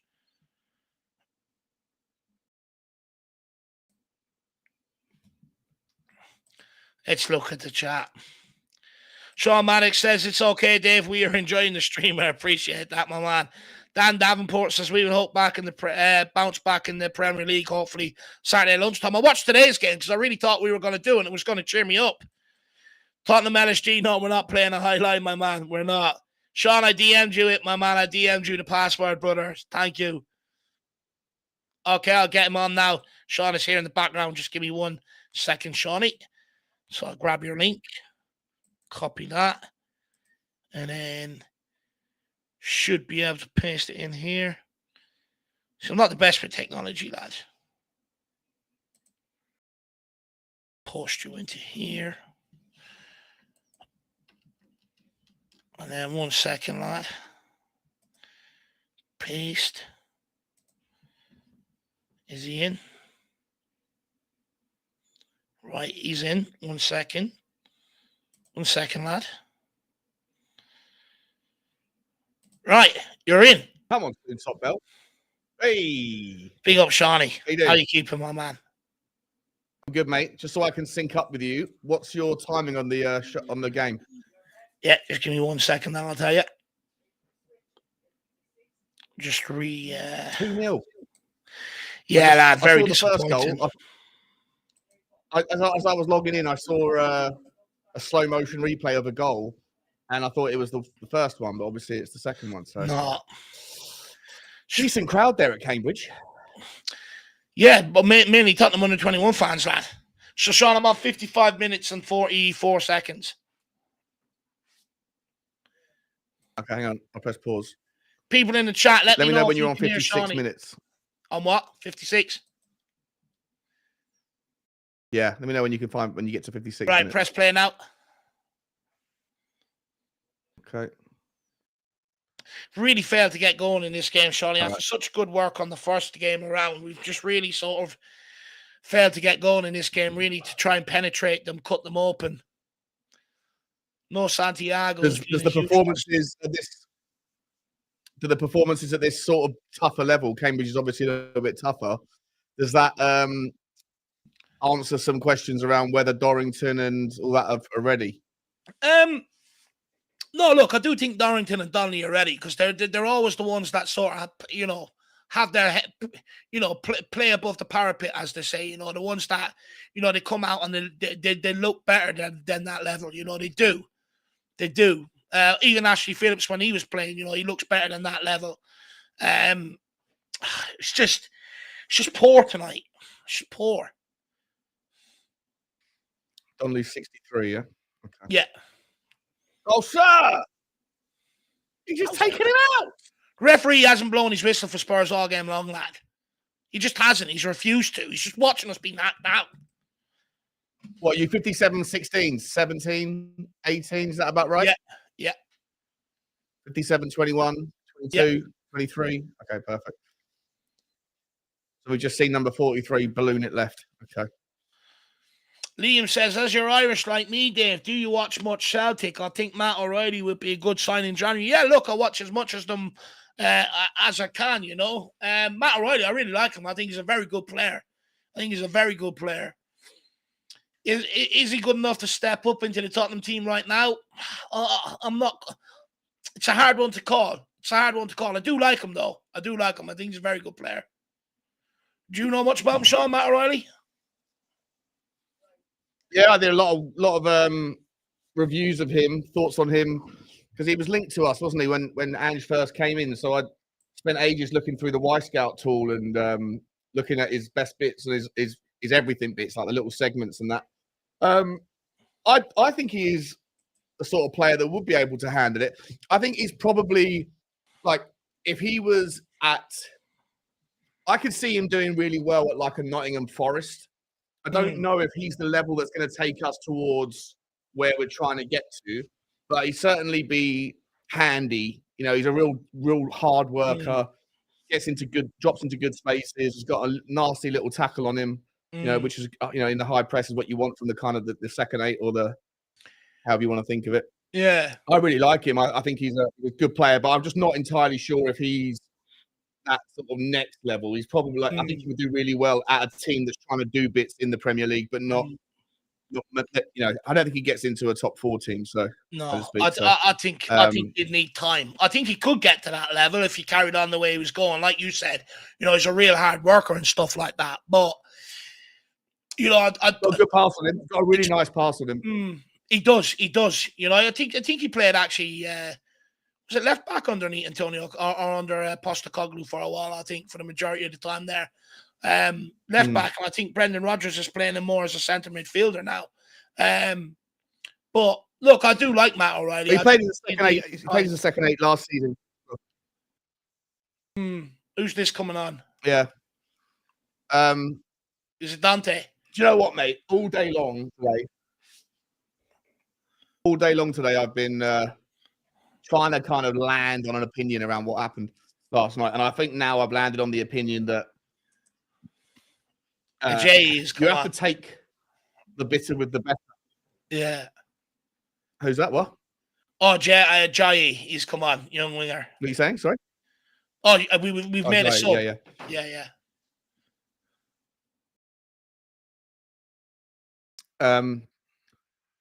But yeah, last night was it's ruined my day. I know, like Tottenham need to get back to remembering that we're not like unbeatable, but the first loss is a painful one. You know what I mean? Yeah. It is. Look, I'm butthurt by it. I really am butthurt by it. But as well, it's weird, Sean, because I find it hard not to take a bit of pride in how we attacked that game with 9 men. Tried to go after it. And in years gone by when we've seen teams that just aren't playing for the managers, aren't doing the basics of putting in energy, running about. When I see a team with 9 men do that, it's weird. It's hard not to feel a bit of, a bit proud about the performance. But it's Chelsea at the end of the day. 100%. It really hurts. 100%. It's always them, Sean. I was saying earlier. I just think that, look, yeah, it is always them. For me, it's just one of those things where, like, I would like to think, because I admire the outlook. I admire when he says, like, "Oh, it's just me, mate. It's just us. It's how we are." Talking about the we at Tottenham, which is, I'd love to hear it. When he says, like, if we're down to 5 men, we're still going to have a go. I love to hear it. It's brilliant. It kind of sends goosebumps down your neck. But in reality, it's if that's the mentality that you have to have in order for Ange Ball to get the buy-in that it's had from the players, then if he's the sort of guy that would kind of renege on his philosophy just to save face in a game, then maybe he's not the sort of guy that gets the buy-in, the adoration and the love that he has got from the players. And so I feel like it's a double-edged sword. I feel like you have to take the good with the bad with that style. And personally, I think the tactic is a little bit naive, definitely. But I'd rather have all of Ange Ball than only a slice of it. So if all of Ange Ball means there's going to be days when we're stupid, we're naively going for the win when we shouldn't be, or going for more goals when we should be tucking in and trying to hang on to a lead. If that's what, and then ultimately it costs you points occasionally. If that's what Ange Ball requires you to get on board with, then I'm still going to get on board it because I love it too much to moan. Yeah, if that makes sense. Yeah, look, personally, I think. Oh no! Oh, what I said by Keeley. Can we get it cleared? No, well, shocking effort. That's why he's at League One anyway. Look, I think it's genius, to be honest with you. I really do. I think there's a lot of sort of discussion around it because it's unorthodox, right? It's something we haven't really seen before. But with 10 men, we looked a lot more balanced. And I think probably with 10 men, we might have got over the line. But when, we were playing 2 up front with Son and Kuhl, but when we dropped to 9 men, we had to sort of come up with a plan. And it's one of them. We've seen in years gone by, Højbjerg, Emerson, Porro, Dyer. They can't play that game where we sit back and defend. They cannot play it. You know? Mm. Yeah, but that's not the reason why he's done it, though. Huh? No, My question to you would be... I would say it's a part of the reason, too. You know, I'd say it's a part of the reason. I'd say he's looked at it beforehand and, you know, he's obviously done his homework on Tottenham and he knows these players can't play that game. I think he's already come out, philosophy he's for come sure. out and said... Yeah, that's the thing. I think it's more philosophy rather than tactic. I don't think he's looked at that because I've seen people today saying, you know, like the point you've just made, right? The reason why Liverpool got away with it was because they've got Matip and Konate and Van Dijk, and we didn't have that. And last season, everyone was moaning about Conte ball, and it didn't work anyway. So, you know, I take all those points on board, and like when you hear that stuff, to me, it's like, okay, it makes more sense, and I completely agree. It does make more sense than it initially looked like. But when you also then hear him after the game saying, mate, if we had 5 players on the pitch, we're still having a go. That's just who we are now. That's who Tottenham are. And I love to hear it. But that to me tells me it's not tactical. It's philosophical that even if we did have Van Dijk, even if we did have Konate and all that and enough options to go and park the bus in that scenario, he still wouldn't do it because that's not what Ange Ball is about. And like I say, if it is philosophical, I'm okay with it. I'm still okay with getting on board this idea that we don't stop. We always push, even if that means it's naive at times and unnecessary, because if that's what it takes for everyone to buy in and fall in love with Ange Ball on the player side, which is what's happened, then he would be doing himself. He'd look like a fraud if he said that with one hand and then with the other hand changed his mind halfway through a game and parked the bus. Do you know what I mean? Yeah, no, look, I hear you. I understand. I think a lot of it, right? We went down to 9 men, and it's sort of like, you know, we're already sort of 2-1 down. What have we got to lose? Sort of mentality. And he's like, look, just stick with my philosophy, because, you know, we have to remember when we went down to 10 men against Luton, we did sort of, you know, sit in and suck it up, you know, for large periods against Luton. You know, we did play a bit of a defensive shape against Luton when we went down to 10 men. And in other games, he has brought on, you know, some defensive players to try and see out the game with the likes of your Højbjergs and your Davieses and stuff like that. And I just think once we went down to 9 men, it's just like, may as well just have a fucking crack rather than sit there and try and do damage limitation. Yeah. It'd just be interesting to see what would happen in a scenario where everyone was fully fit and we had 2 additional centre backs or whatever. You know, like I said, I think I take him at his word, and when he says things like it's just who we are, I just sit there and think, okay, then that means he's always going to be having a go, which therefore means you're not going to see him park the bus. So therefore, it wasn't a tactical. Like, it wasn't a response to the fact that there wasn't the right players to do it. It was just we wouldn't do it either way. Which again, I think it comes with like a ridiculous amount of risk. But you know, if that's what we do, then okay. If that's what Ange Ball requires, I'm all right with it. You know, for now, we'll see how long or how many times it works for the better versus works for the worst.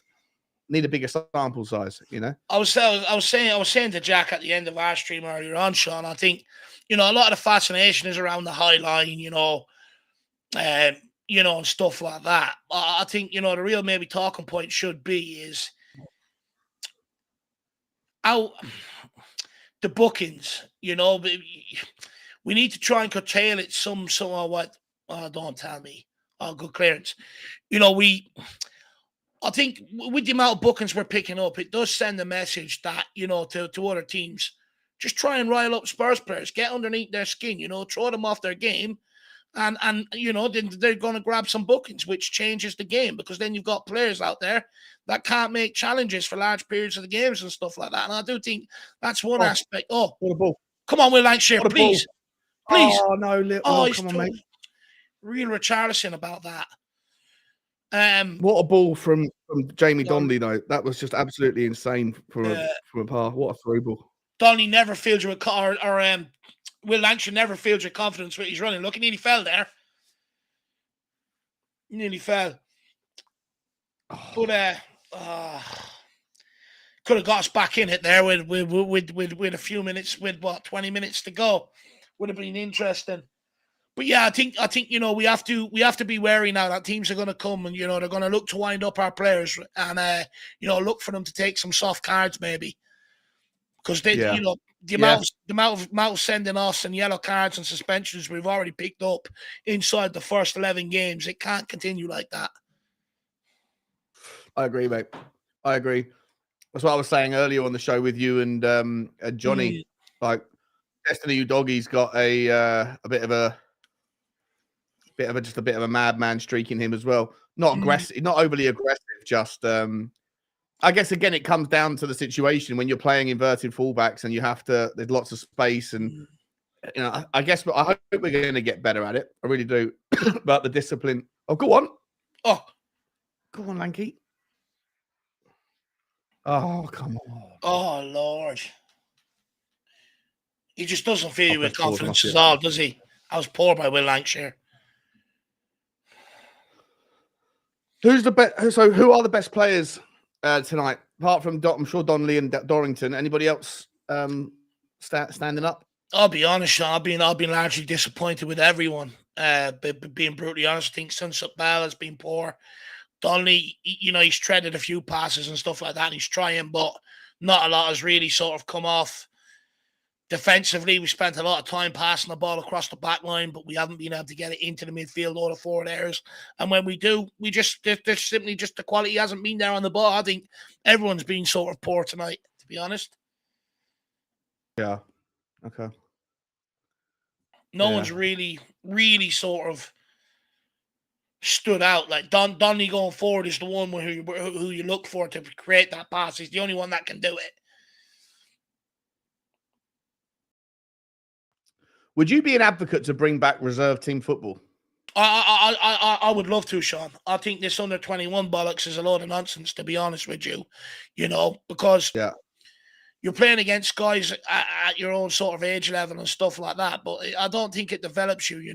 Like when you watch the under 21 games, bar Tottenham maybe bringing the pressing aspect to it this year. A lot of it for the last couple of years has just been teams standing off each other, watching them pass it about until they lose it, and then the other team watches the other team pass it about for a while. It's not really that competitive. That's why stuff like this, the EFL Cup, is good, right? Because they get out there into a man's environment and you get to test yourself up against proper teams, where football matters to a lot of these guys, where every win matters, their wages are on the line. And I would bring back reserve team football. When we done an interview with Mickey Hazard, he said playing reserve team football, coming up from the academy and being able to play against men and stuff like that, it really helped them toughen himself up and stuff like that and help get him ready for the first team. Playing this under 21s nonsense, it's too much of a step up to the senior team. Yeah, I just wonder, like, how would that work in a lot of other leagues like France and Spain and stuff? You have like Barcelona. Go on. Yes! Oh, what a goal! What an angle! Lancashire! Come on! Jesus Christ, he wouldn't hit a barn door a few minutes ago. He buries that one. The hardest one of them all. Absolutely. He's got about 3 degrees worth of separation there. What a fucking ball by Donnelly. Great finish. Come on, we're back. Great finish. Took that one in. What do we need to qualify? Do we need a draw or is it a win? Well, see, Colchester and Peterborough. Oh, don't tell me they're VARing this. This is a joke. Oh, no, they're not. Colchester and Peterborough don't play until the 21st of November. So as it stands now, if we get a draw, we will be in a spot to get out of the group. But that depends then on Peterborough beating Colchester. Even if we win today, we still have to wait for the Peterborough-Colchester game, because if Colchester win by enough goals, they can top us on goal difference. But I think Peterborough will beat Colchester, so it's just about us, preferably getting a win. A draw, I'd take a draw, but getting a win would be nice. Nice. And did you sort it out? Is every game played on Spurs Play, or is it just some games? So yeah, so for me this season, when I've looked at it, it's been some games, hasn't been them all. It's a disgrace. That's what you pay for, isn't it? But that's what I pay. Yeah, that's why I pay for it, because I want to watch academy football. I couldn't care less about Lucas Moore's documentary or Dyer's documentary. I really couldn't give a cahoots about it. I'm here for the under 18s and the under 21s. Yeah, with you. Do you watch the under 18s as well? Yeah, the games that I can, yeah. They got a good player coming through in Lahan, a good striker, scores goals. Mikey Morris well with them and stuff like that. I like, they've got some good players there. How about Mikey Moore's only 15, isn't he? Yeah. Or 16. He's only a kid, 16, yeah. Here we go. Come on, son sub. Let's go. Come on. Give me a step over. Oh, let's go. It's a story of the evening, that. Playing balls into them positions under hit.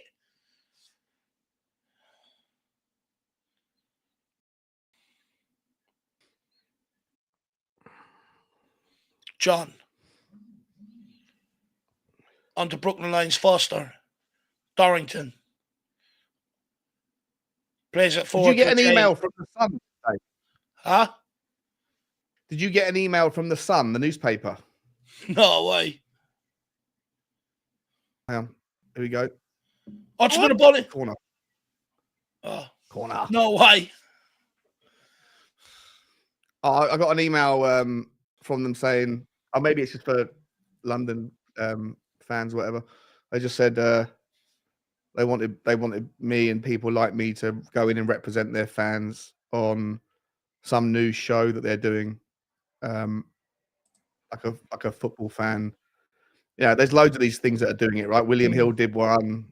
Bet365 did. I don't know if they're any good or not, but I was wondering. I get so many emails every day. I don't know what's spam, what's not anymore, to be honest with you, lad. Yeah, same. No, I didn't get one from the Sun. I got that one about William Hill. I just didn't bother applying for it.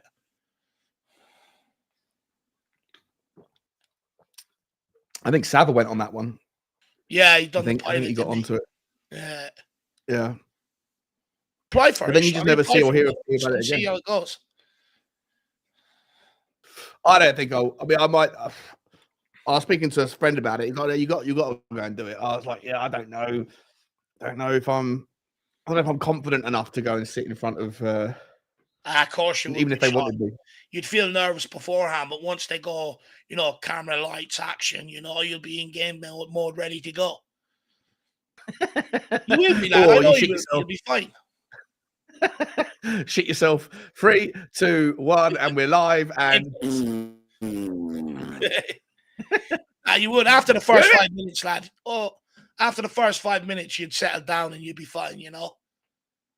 Yeah, maybe. Yeah, appreciate that, but I'm not sure. Go for it. Sure, mate. I've got a lot going on, buddy. I'm not sure it's. I think it's better opportunity. Go for it. No, I think it's better opportunity for people that take that want to be, that want to do something with their footballing content stuff, like take their career. I'm old, mate. It's too late for me, so I'd rather let someone else. It's not, lad. It's never too late, lad. Never too late. Malware 13 says, really off topic, but Barcelona just lost to Shakhtar. I'd say Jack's a happy man. I was speaking to beforehand, and I think he was going to put a bet on Shakhtar to get something from Barcelona tonight. I think he even predicted a win. So be interesting to see if he got that. Derek Hutchinson says, now kick Cambridge, but big up, Derek. Great to see you in. Big up, Lee Neri.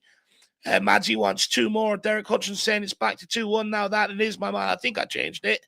Did I? Yeah, I changed it. Big up. King Huddle says Celtic forward, they are playing Atletico Madrid.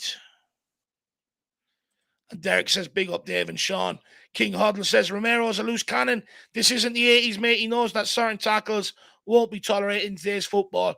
See, do you know what, King Huddle? This is where the difference is for me. He didn't make a tackle. He went to fucking clear the ball, in my opinion. And that's why I'm so irate about it. Because in my opinion, the guy's gone to clear the ball. To him. Of course, he's going to connect with him. I don't know, mate. Hey, but I've got to be honest, mate. I think I'm on King Huddle's side on this one. I think that whether it's deliberate or not, though, Sean, he's gone to clear the ball. He's gone to letter it clear. He's not passing the ball. He's gone to letter it clear. You put a football in front of a chair, Sean, go to kick it and see if you I avoid see it. yeah, I see what you're saying. I see what you're saying. See if you But it avoid it. did look like.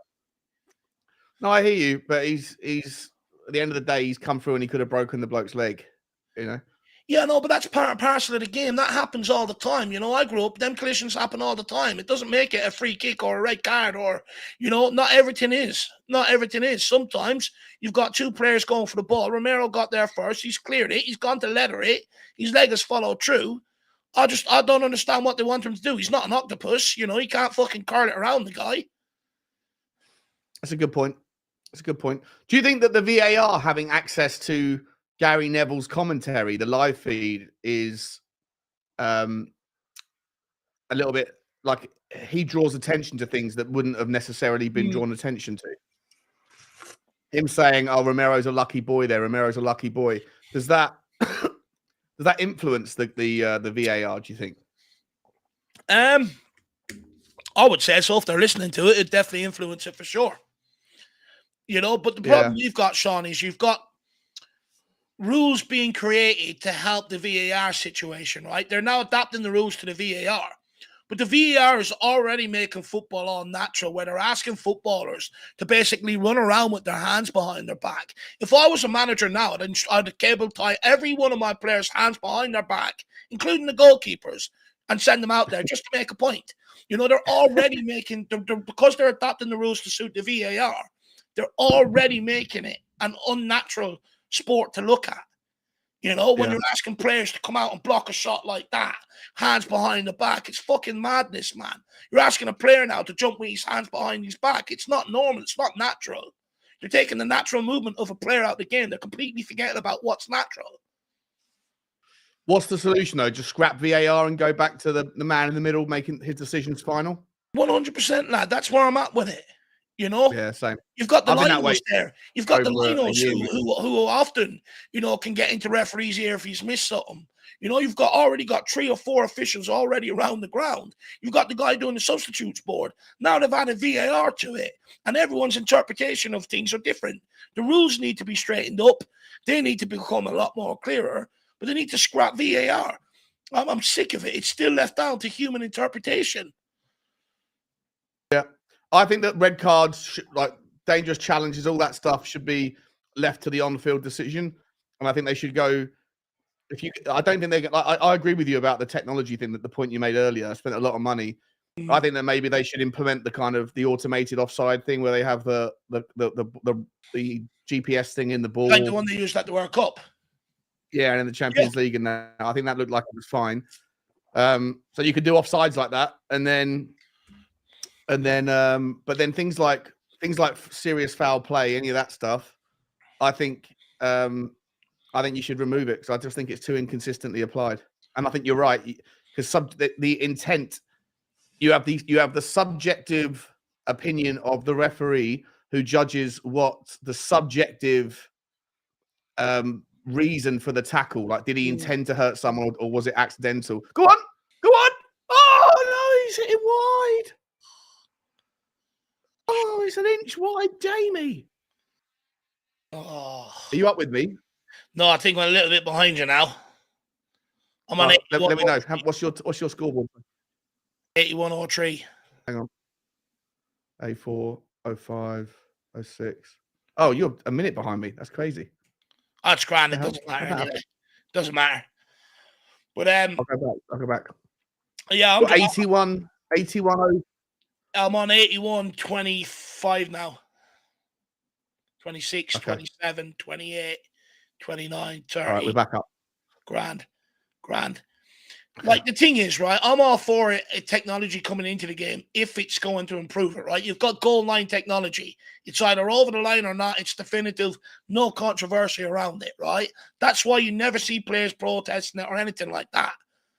But when it comes to VAR, it's not improving the game. Despite it having the right intentions, it's just not improving the game, lad. Yeah. And because they put so much money on it, they're refusing to take no for an answer. Yeah, I mean, I don't know. I just think that if there's too much, if there's 8 different people that are all having their own say on whether or not someone deliberately attempted to hurt someone. Like if intent in the player, which is a subjective thing anyway, is being determined by the opinions of 8 different people that are all subjective, you just have too many degrees away. You're too far away from reality. Everyone is speculating in that with their own set of eyesight and own set of belief systems. It's in that scenario, you should just go back to one person's decision. Some you get, some you don't. Some you win, some you lose, and you hope that it all evens itself out at the end of the season. But the impact is not just the negative impact of VAR is not just based in the inability for consistent decisions. It's also, it ruins the ability to celebrate goals. It does not take into consideration people at the stadium who don't have a clue what's going on. Like the whole thing is, and it's the reason why Van de Ven got injured joke. last night. You know, the whole reason why Van de Ven pulled his hammy last night. 100%. There we go. Yeah. Oh. Yeah. Imagine if Tottenham sued PGMOL. I would. You know, 10 million. Honestly, after VAR now, some of the decisions are taking that long. They should afford the clubs an opportunity to warm their players up again. They're going to have to. Some of them are getting 6, 7, 8 minutes long now. There's a whole reason why you ask your players to warm up before training matches in the first place, to reduce injuries. But then when it's stop and start nature, and sometimes 5, 6, 7 minutes at a time, because referees are so scared now, they're going through 4 or 5 different checks on every bit of fucking play. It's like watching an episode of CSI. It's a bloody joke. You know, I'll turn on Disney Plus if I want to watch that, not fucking Sky Sports. I'm sick of it. I'm just had enough. I'm sorry, but no one will convince me Romero's was a red card yesterday. Nobody. I've listened to loads of people speaking about, and no one's going to convince me. Fair enough. It's fair enough. But that's the thing, though, isn't it? Like, if it's not definitive, it's not definitive. Like, you know, you kept the same energy for the Curtis Jones one. You know, Casemiro's previously. Like, there's just too many people. There's too many examples of decisions one way or the other that look the same but aren't necessarily the same in the circumstance. But what annoys me about Sean is, like the right? ball... You look at some of the decisions gone against us. Maddison versus Sheffield United, took down in the box, didn't even touch the ball, no penalty. Romero tackled by Martinez against Man United, didn't touch the ball, no penalty. But yet Romero gets the ball, and then they give a penalty against him. If I'm a Spurs player, I'm doing my nutting, lad. I'm doing my nutting. Yeah, I hear you, mate. I hear you. Oh, what a takedown! Let's go. We haven't got one penalty this year. You know that. Oh, it's all close. We haven't one penalty this year. I think we're the only team that hasn't had a pen. Says it all, right? I think so. Come on, Tottenham, 5 minutes. Come on. Get the ball to Donnelly and everyone run off him.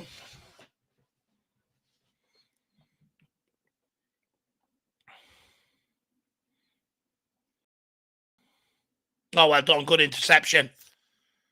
Brooklyn Lions Foster. Referee's been bloody held onto.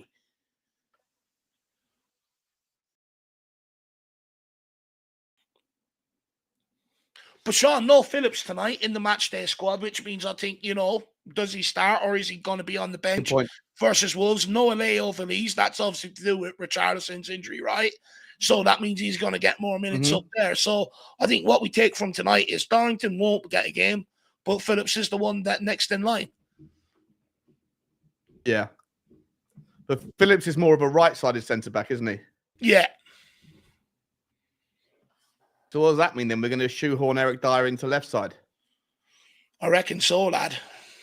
Or Ben Davies. Someone was saying to me that Paul O'Keefe, I think it might have been someone in your chat a minute ago, said that Paul O'Keefe reckons that Ben Davies will come in to centre-back and then Phillips will be on the bench.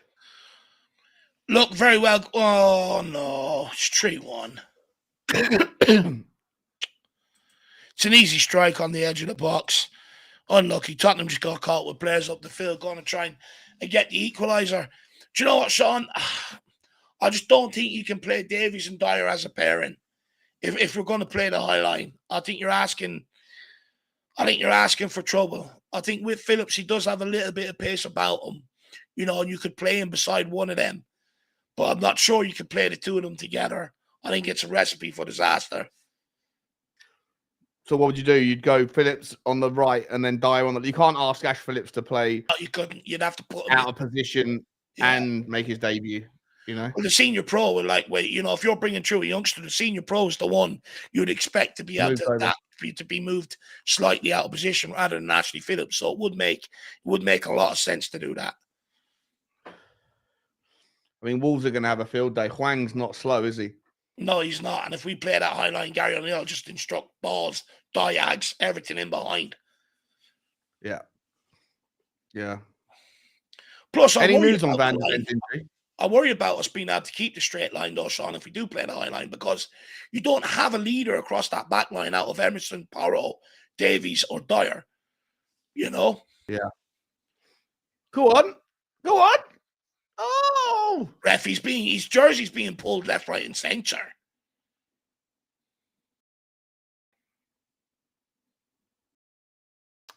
Smash him. Wow. He's strong, that big number 27. He's had a good game for them tonight, He's held up fucking everything that's come his way. Good pass out. See who's still with us in the chat. King Hoddle says Davies, Dyer, Emerson versus Wolves is an issue. They have very technical players and good runners. I worry about that 8 Nori, he's been fucking flying for them lately down that left-hand side. He's great player. Yeah. Would you consider him as a backup to Adoji? I listen, for what it's worth, I was saying this earlier on a video that I haven't published yet, but I think that Tottenham need to go and invest in a left back. Yeah. Because I don't think Sessegnon's the guy. I don't think Reguilon is the guy in the long term. Obviously, Ben Davies isn't either. But I also think that I think you're going to see Destiny Udogie is going to spend a long time. I think, first of all, I worry about his fitness because he's a big guy. And most big fullbacks struggle with injuries because of the kind of pressure on their bodies. Yeah. Plus, I think he's got a disciplinary issue. So I think you're going to need someone who can come in who, next season, especially if we're in Europe, is going to be able to, step up, rotate, but also can handle the minutes where Udogie is injured. And I think that there's 3 wonderful left backs in teams that are lower down the league than us. One of them is Aït-Nouri. I think he's really good at Wolves. I really like Anthony Robinson at Fulham, and I also really like Rico Henry at Brentford. I think he's I think Henry at Brentford is, I know he's got a long-term injury now, but I think he's absolute gas. I think he's brilliant. Yeah, the guy at Fulham I really like. If we could go after him, Robinson.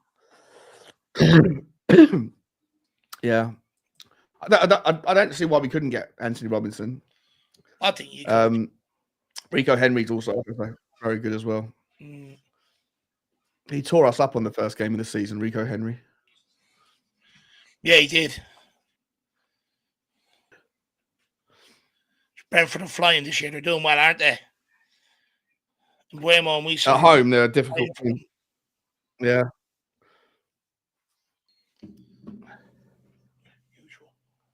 Man, you know what's annoying me so much about what's happened last night?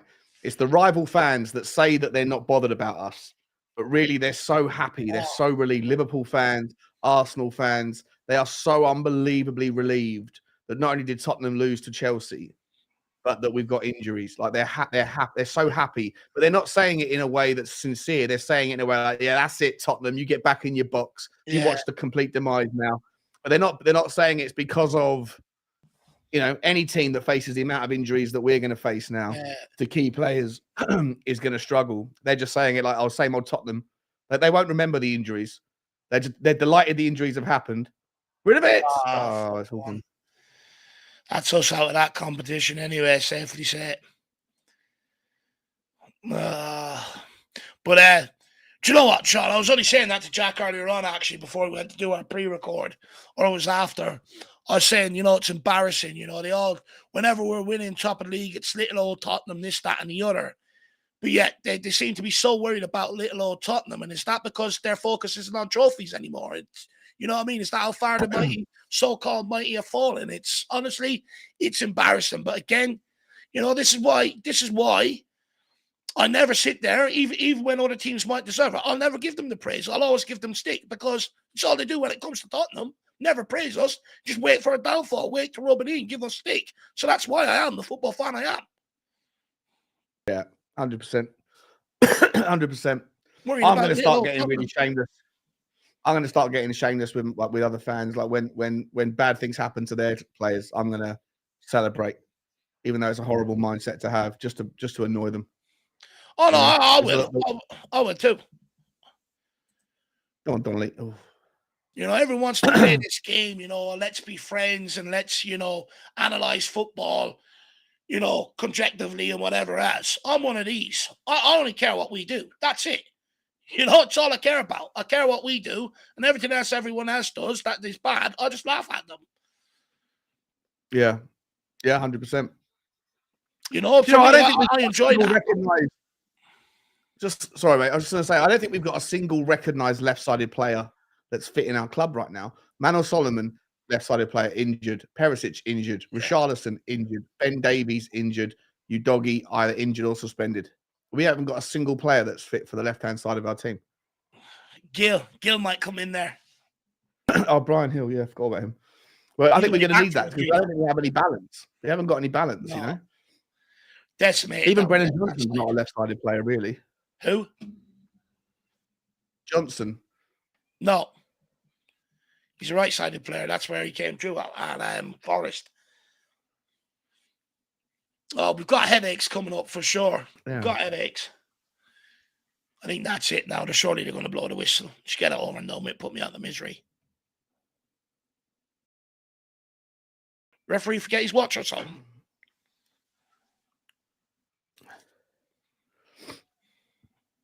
Where does this leave the group? Let me see. Is there only one game left, or is Tottenham finished all their games? This is it. This is the last game.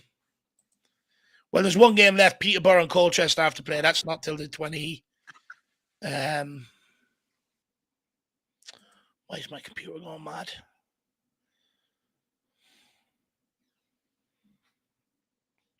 What's going on? Just do normal things that I'm asking you to do.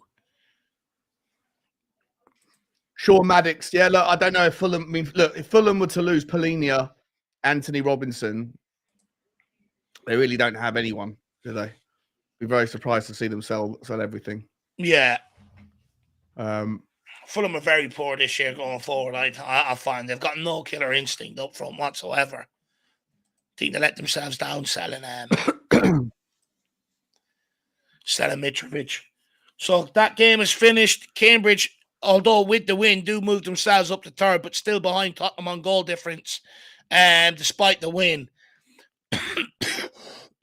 if Colchester get a draw against Peterborough, they'll take our spot in second. Or, so all they need is a draw really against Peterborough. So we're hoping that Peterborough beat Colchester if we want to get out. But it's not looking likely. I'd say they'll probably both play out a draw. A bit of a boring game on that.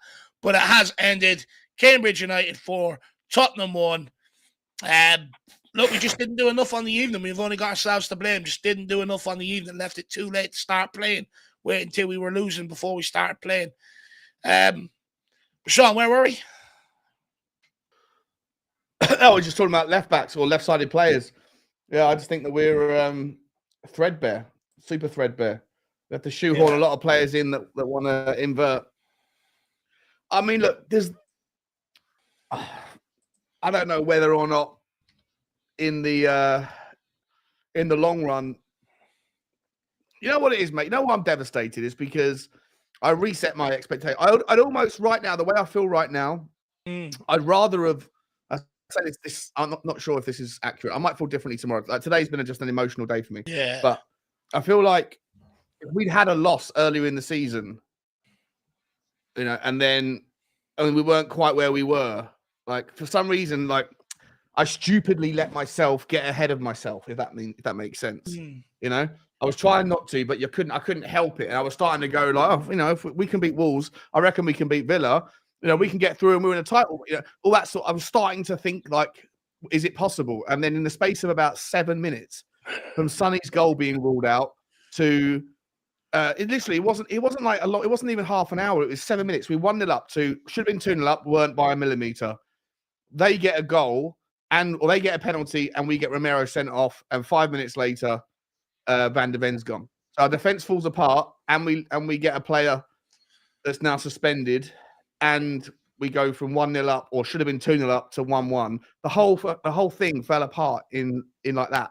Yeah. Like that. It was just the worst 10 minutes of my year, I'd say. Do you know what, Sean? Like freak things happen in football. But the real test of this Tottenham team is, how do we pick ourselves up from it, right? How do we negotiate this going forward? And look, I'm still choosing to dream. I'm still choosing to believe. You know, you're going to have hiccups along the road, and I'd rather them come earlier on than maybe later on in the season. You know, where it really kills you. So for me, look, I'm still not too worried. You know, it's only one loss. I didn't expect us to start off the season like this whatsoever. One loss for me doesn't change everything. Fuck me, it hurts. I mean, you know, I almost forgot what it felt like to lose, to be honest with you, Sean. You know, and, yeah. But I think we'll be back. I think we'll do okay against Wolves. You know, I think we'll grind it out. I just think this team have a different mentality. I don't think the knockbacks and the setbacks will have as much as an effect on us as maybe it has in years gone by. And also, it comes down to how Ange Postecoglou handles it, right? You know, in years gone by, you could bet that Conte, you know, would be going around, oh, fuck's sake, I don't have this player. We ain't going to win this, that, and the other, you know. Whereas I think Ange Postecoglou will view it differently. He'll bring them in. He'd be like, look, you've been waiting for your opportunity. You've been begging me for your opportunity. Now's your time. You know, I think it's a good time to test out the squad. Do you know what? It could be a blessing in disguise, Sean, because if everything went perfectly up until January, do we open that checkbook? Now that it's not, we'll know exactly, you know, who's good enough, who's not, what positions we need come January, in my opinion. I think it could be a blessing in disguise. Plus, we have an international break after the Wolves game. Let's not forget that. 2-week international break. So it gives us a bit of opportunity to try and get a couple of players back. Yeah, well, I mean, Romero's not going to be back. Udogie will be. I mean, look, Madison maybe. Yeah, Madison maybe. How much hope do you have for Van de Ven? How big? How long are we talking here? Do you know what? Look, the fact that he doesn't walk off, it's not good, right? I said it last night. I thought straight away, you know, it could be. He could have tore his hamstring. That's gonna, if that's the case, he's out for months, right? He's out for at least 3 to 4 months, I reckon. And with Spurs medical department record, you know, you get given a time frame, but it's never usually that. It's always longer than that. So, look, if Van de Ven's out injured, we're just gonna have to go back into the market. As simple as that. I don't think you've got the answer in the club to play alongside Romero if you're talking about maintaining a title challenge or maintaining, you know, trying to be up there come the end of the season. I think you just have to go back into the market and look for someone with similar attributes.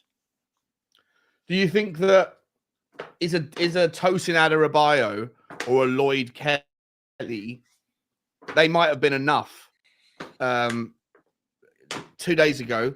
Signing Tosin would have been enough for a lot of people. Yeah, just bring someone in who's a bit of a level up. But now it's not enough, is it? Now you need Tottenham to go in and get, you know, a £50 million player. Yeah, I think so, especially if Van de Ven is out long term, because when you look at that back line, I think in their own right, they've all been outstanding. But when it's the balls in behind where a lot of teams caught us out in years gone by, that Van de Ven has been able to mop up. You know, for instance, Ben Davies, the 2 games that he played, Palace and Fulham, Van de Ven was able to hide Ben Davies' weaknesses, which was in behind, because he was able to get across and cover for him, this, that, and the other. So you're going to lose that out of that back line. And I think you're going to have to go back in, and I think, depending on the severity of Van de Ven's injury, you might have to sign 2. You might have to bring in Lloyd Kelly and Adarabioyo. They've both got 6 months up on their contract, so there's no excuses why we shouldn't be making a punt for them. But you go and sign those 2 players on 4-year deals, and then that sets back the it creates a bottleneck on Dorrington and Ash Phillips. Yeah. Yeah, it does to a certain degree. I still think, if they're kept around, I think, you could still get them Carabao Cup games, early round of the FA Cup and stuff like that. You put them in around the right players. But then, you've also got Fuskovic, so you sort of, you're creating a bottleneck that you've already tried to undo. Look, part of me thinks Ange Postecoglou would take one, and I think he'll be brave enough to try and go with Phillips, I think, when I look at it. When you look at the player that's been called up to the bench, It's been Phillips. So I think Ange Postecoglou has his eye, and I think he'll definitely be kept around next year to develop, for sure. Darrington might go out on loan. Just maybe might go out on loan. If we sign 2, Darrington will go out on loan. If we sign 1, I think Darrington stays around next season. What do you think we need? How many? I agree. No, it's not so much about the frequency. I just think, the volume.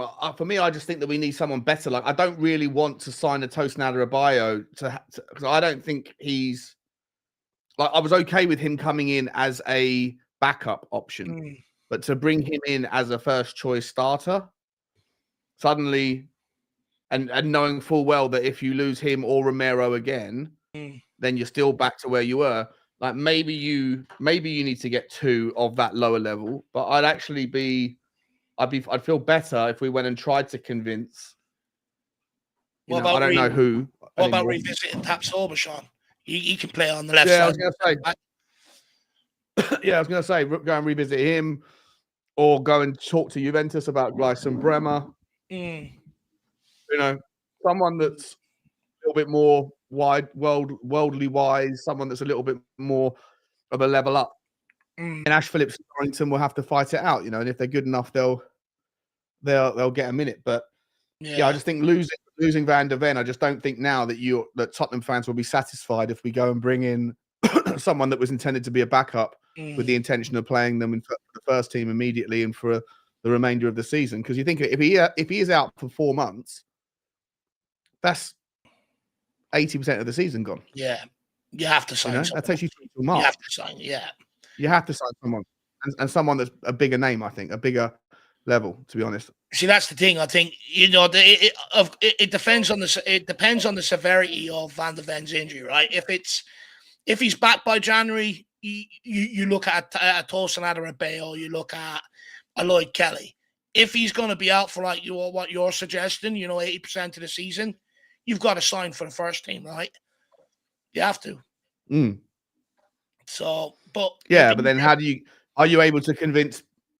Are you able to convince someone to come in? Knowing that they're. I don't know. Listen, it's a tough one, isn't it? How easy is it going to be to convince a Tapsoba to come in, knowing that next season he might very well, be having to fight for his place? Which I don't think is a problem, but I think a lot of players want to come in and just get their first place. They want their place guaranteed.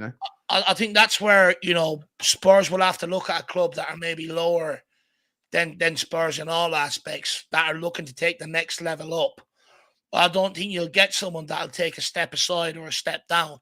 I think we'll have to, like, for instance, Van der Ven, from Germany coming in was a step up. Romero, when we signed him, bringing him over, was a step up. Porro, when we signed him, bringing him over, is a step up. Same as a Doji, people like that. I think that's where we need to be looking, because I don't think in January you'll get a player that, if he's playing at a club similar level to Spurs, when Romero and Van der Ven are fit, everyone knows how good they can be together. So I don't think you get them to take that move. Whereas I do think if you look at a player that, they look at Tottenham as a step up, you'll get them in for sure. I think that's where we'll have to approach, So on that basis, you're looking for someone who's young, who's making moves. What about that Branthwaite from Everton? I know. What did you call him? The ginger. Did you call him the ginger Harry Maguire or something? Oh yeah, the blonde Harry Maguire, or the new Harry Maguire. Look, I like him, right? You're not a fan of him, though?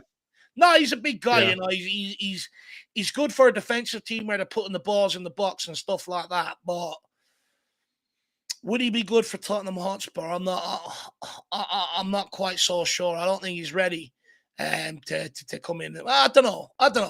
I like him, but I'm a bit dubious on him, to be honest with you. What about what Jack says? Nico Schlotterbeck, could be gettable. Dortmund don't qualify for knockout rounds of the UEFA Champions League. Yeah, definitely. I remember that guy. What's his name? Can't think. Someone was talking about him. James Alcott was talking about. I remember at the start of last season, he was did a video on Tottenham, how Tottenham could shape up in an Ange ball, and he was like phase 2 of that. Maybe that's a thing for next summer would be to go and get Nico Schlotterbeck, who'd be perfect for Ange ball as well. So I agree with Jack. Yeah, I agree with him. I agree with Jack. I think Schlotterbeck would be awesome. But is Tottenham to Dortmund or Dortmund to Tottenham a significant step up in the eyes of Germans? I'm not sure he makes that move. I think Dortmund's a fantastic club, isn't it? It's a fantastic club, but when you look at the likes of Bellingham, Sancho, and other players, they've sort of gone to the Dortmund to develop, but then they've always left there to go on to pastures new. So maybe Schlotterbeck might actually. You never know. How old is he? I don't know. Jack's the expert. Jack, how old is he? Jack's probably gone off again, but I'm not sure. But look, he is 23 years old. 23. Yeah, you might be able to convince him, lad. You never know. You might be able to convince him if Dortmund get knocked out of the Champions League. But look, we're going to have to... Malware says, bring back Sanchez. No, you're all right, lad. You're all right. I wouldn't want so much. Still rather play Højbjerg at centre-back, to be honest with you, Malware. But look, I think we'll leave it there. Thank you to Shawnee for jumping on. I really do appreciate it, my man. Saved my voice a little. I want to say thank you, mate. Thanks for having me. No, I really do appreciate it. Everyone, please get over and check out Spurs Talk Show. We've done a brilliant show earlier on with myself, Sean, and Johnny. It's on every single Tuesday. Get over there, check it out. We had some great discussions all about yesterday's game and maybe what Tottenham need to do going forward. And for us, of course, look forward to the podcast tomorrow. That'll be out at some point. And we're going to end off. Thank you to everybody for tuning in. I really do appreciate it. And we'll see you again very, very soon. As always, come on, you Spurs. Despite yesterday's result, in the big and we fucking trust. And we never stop. Adios.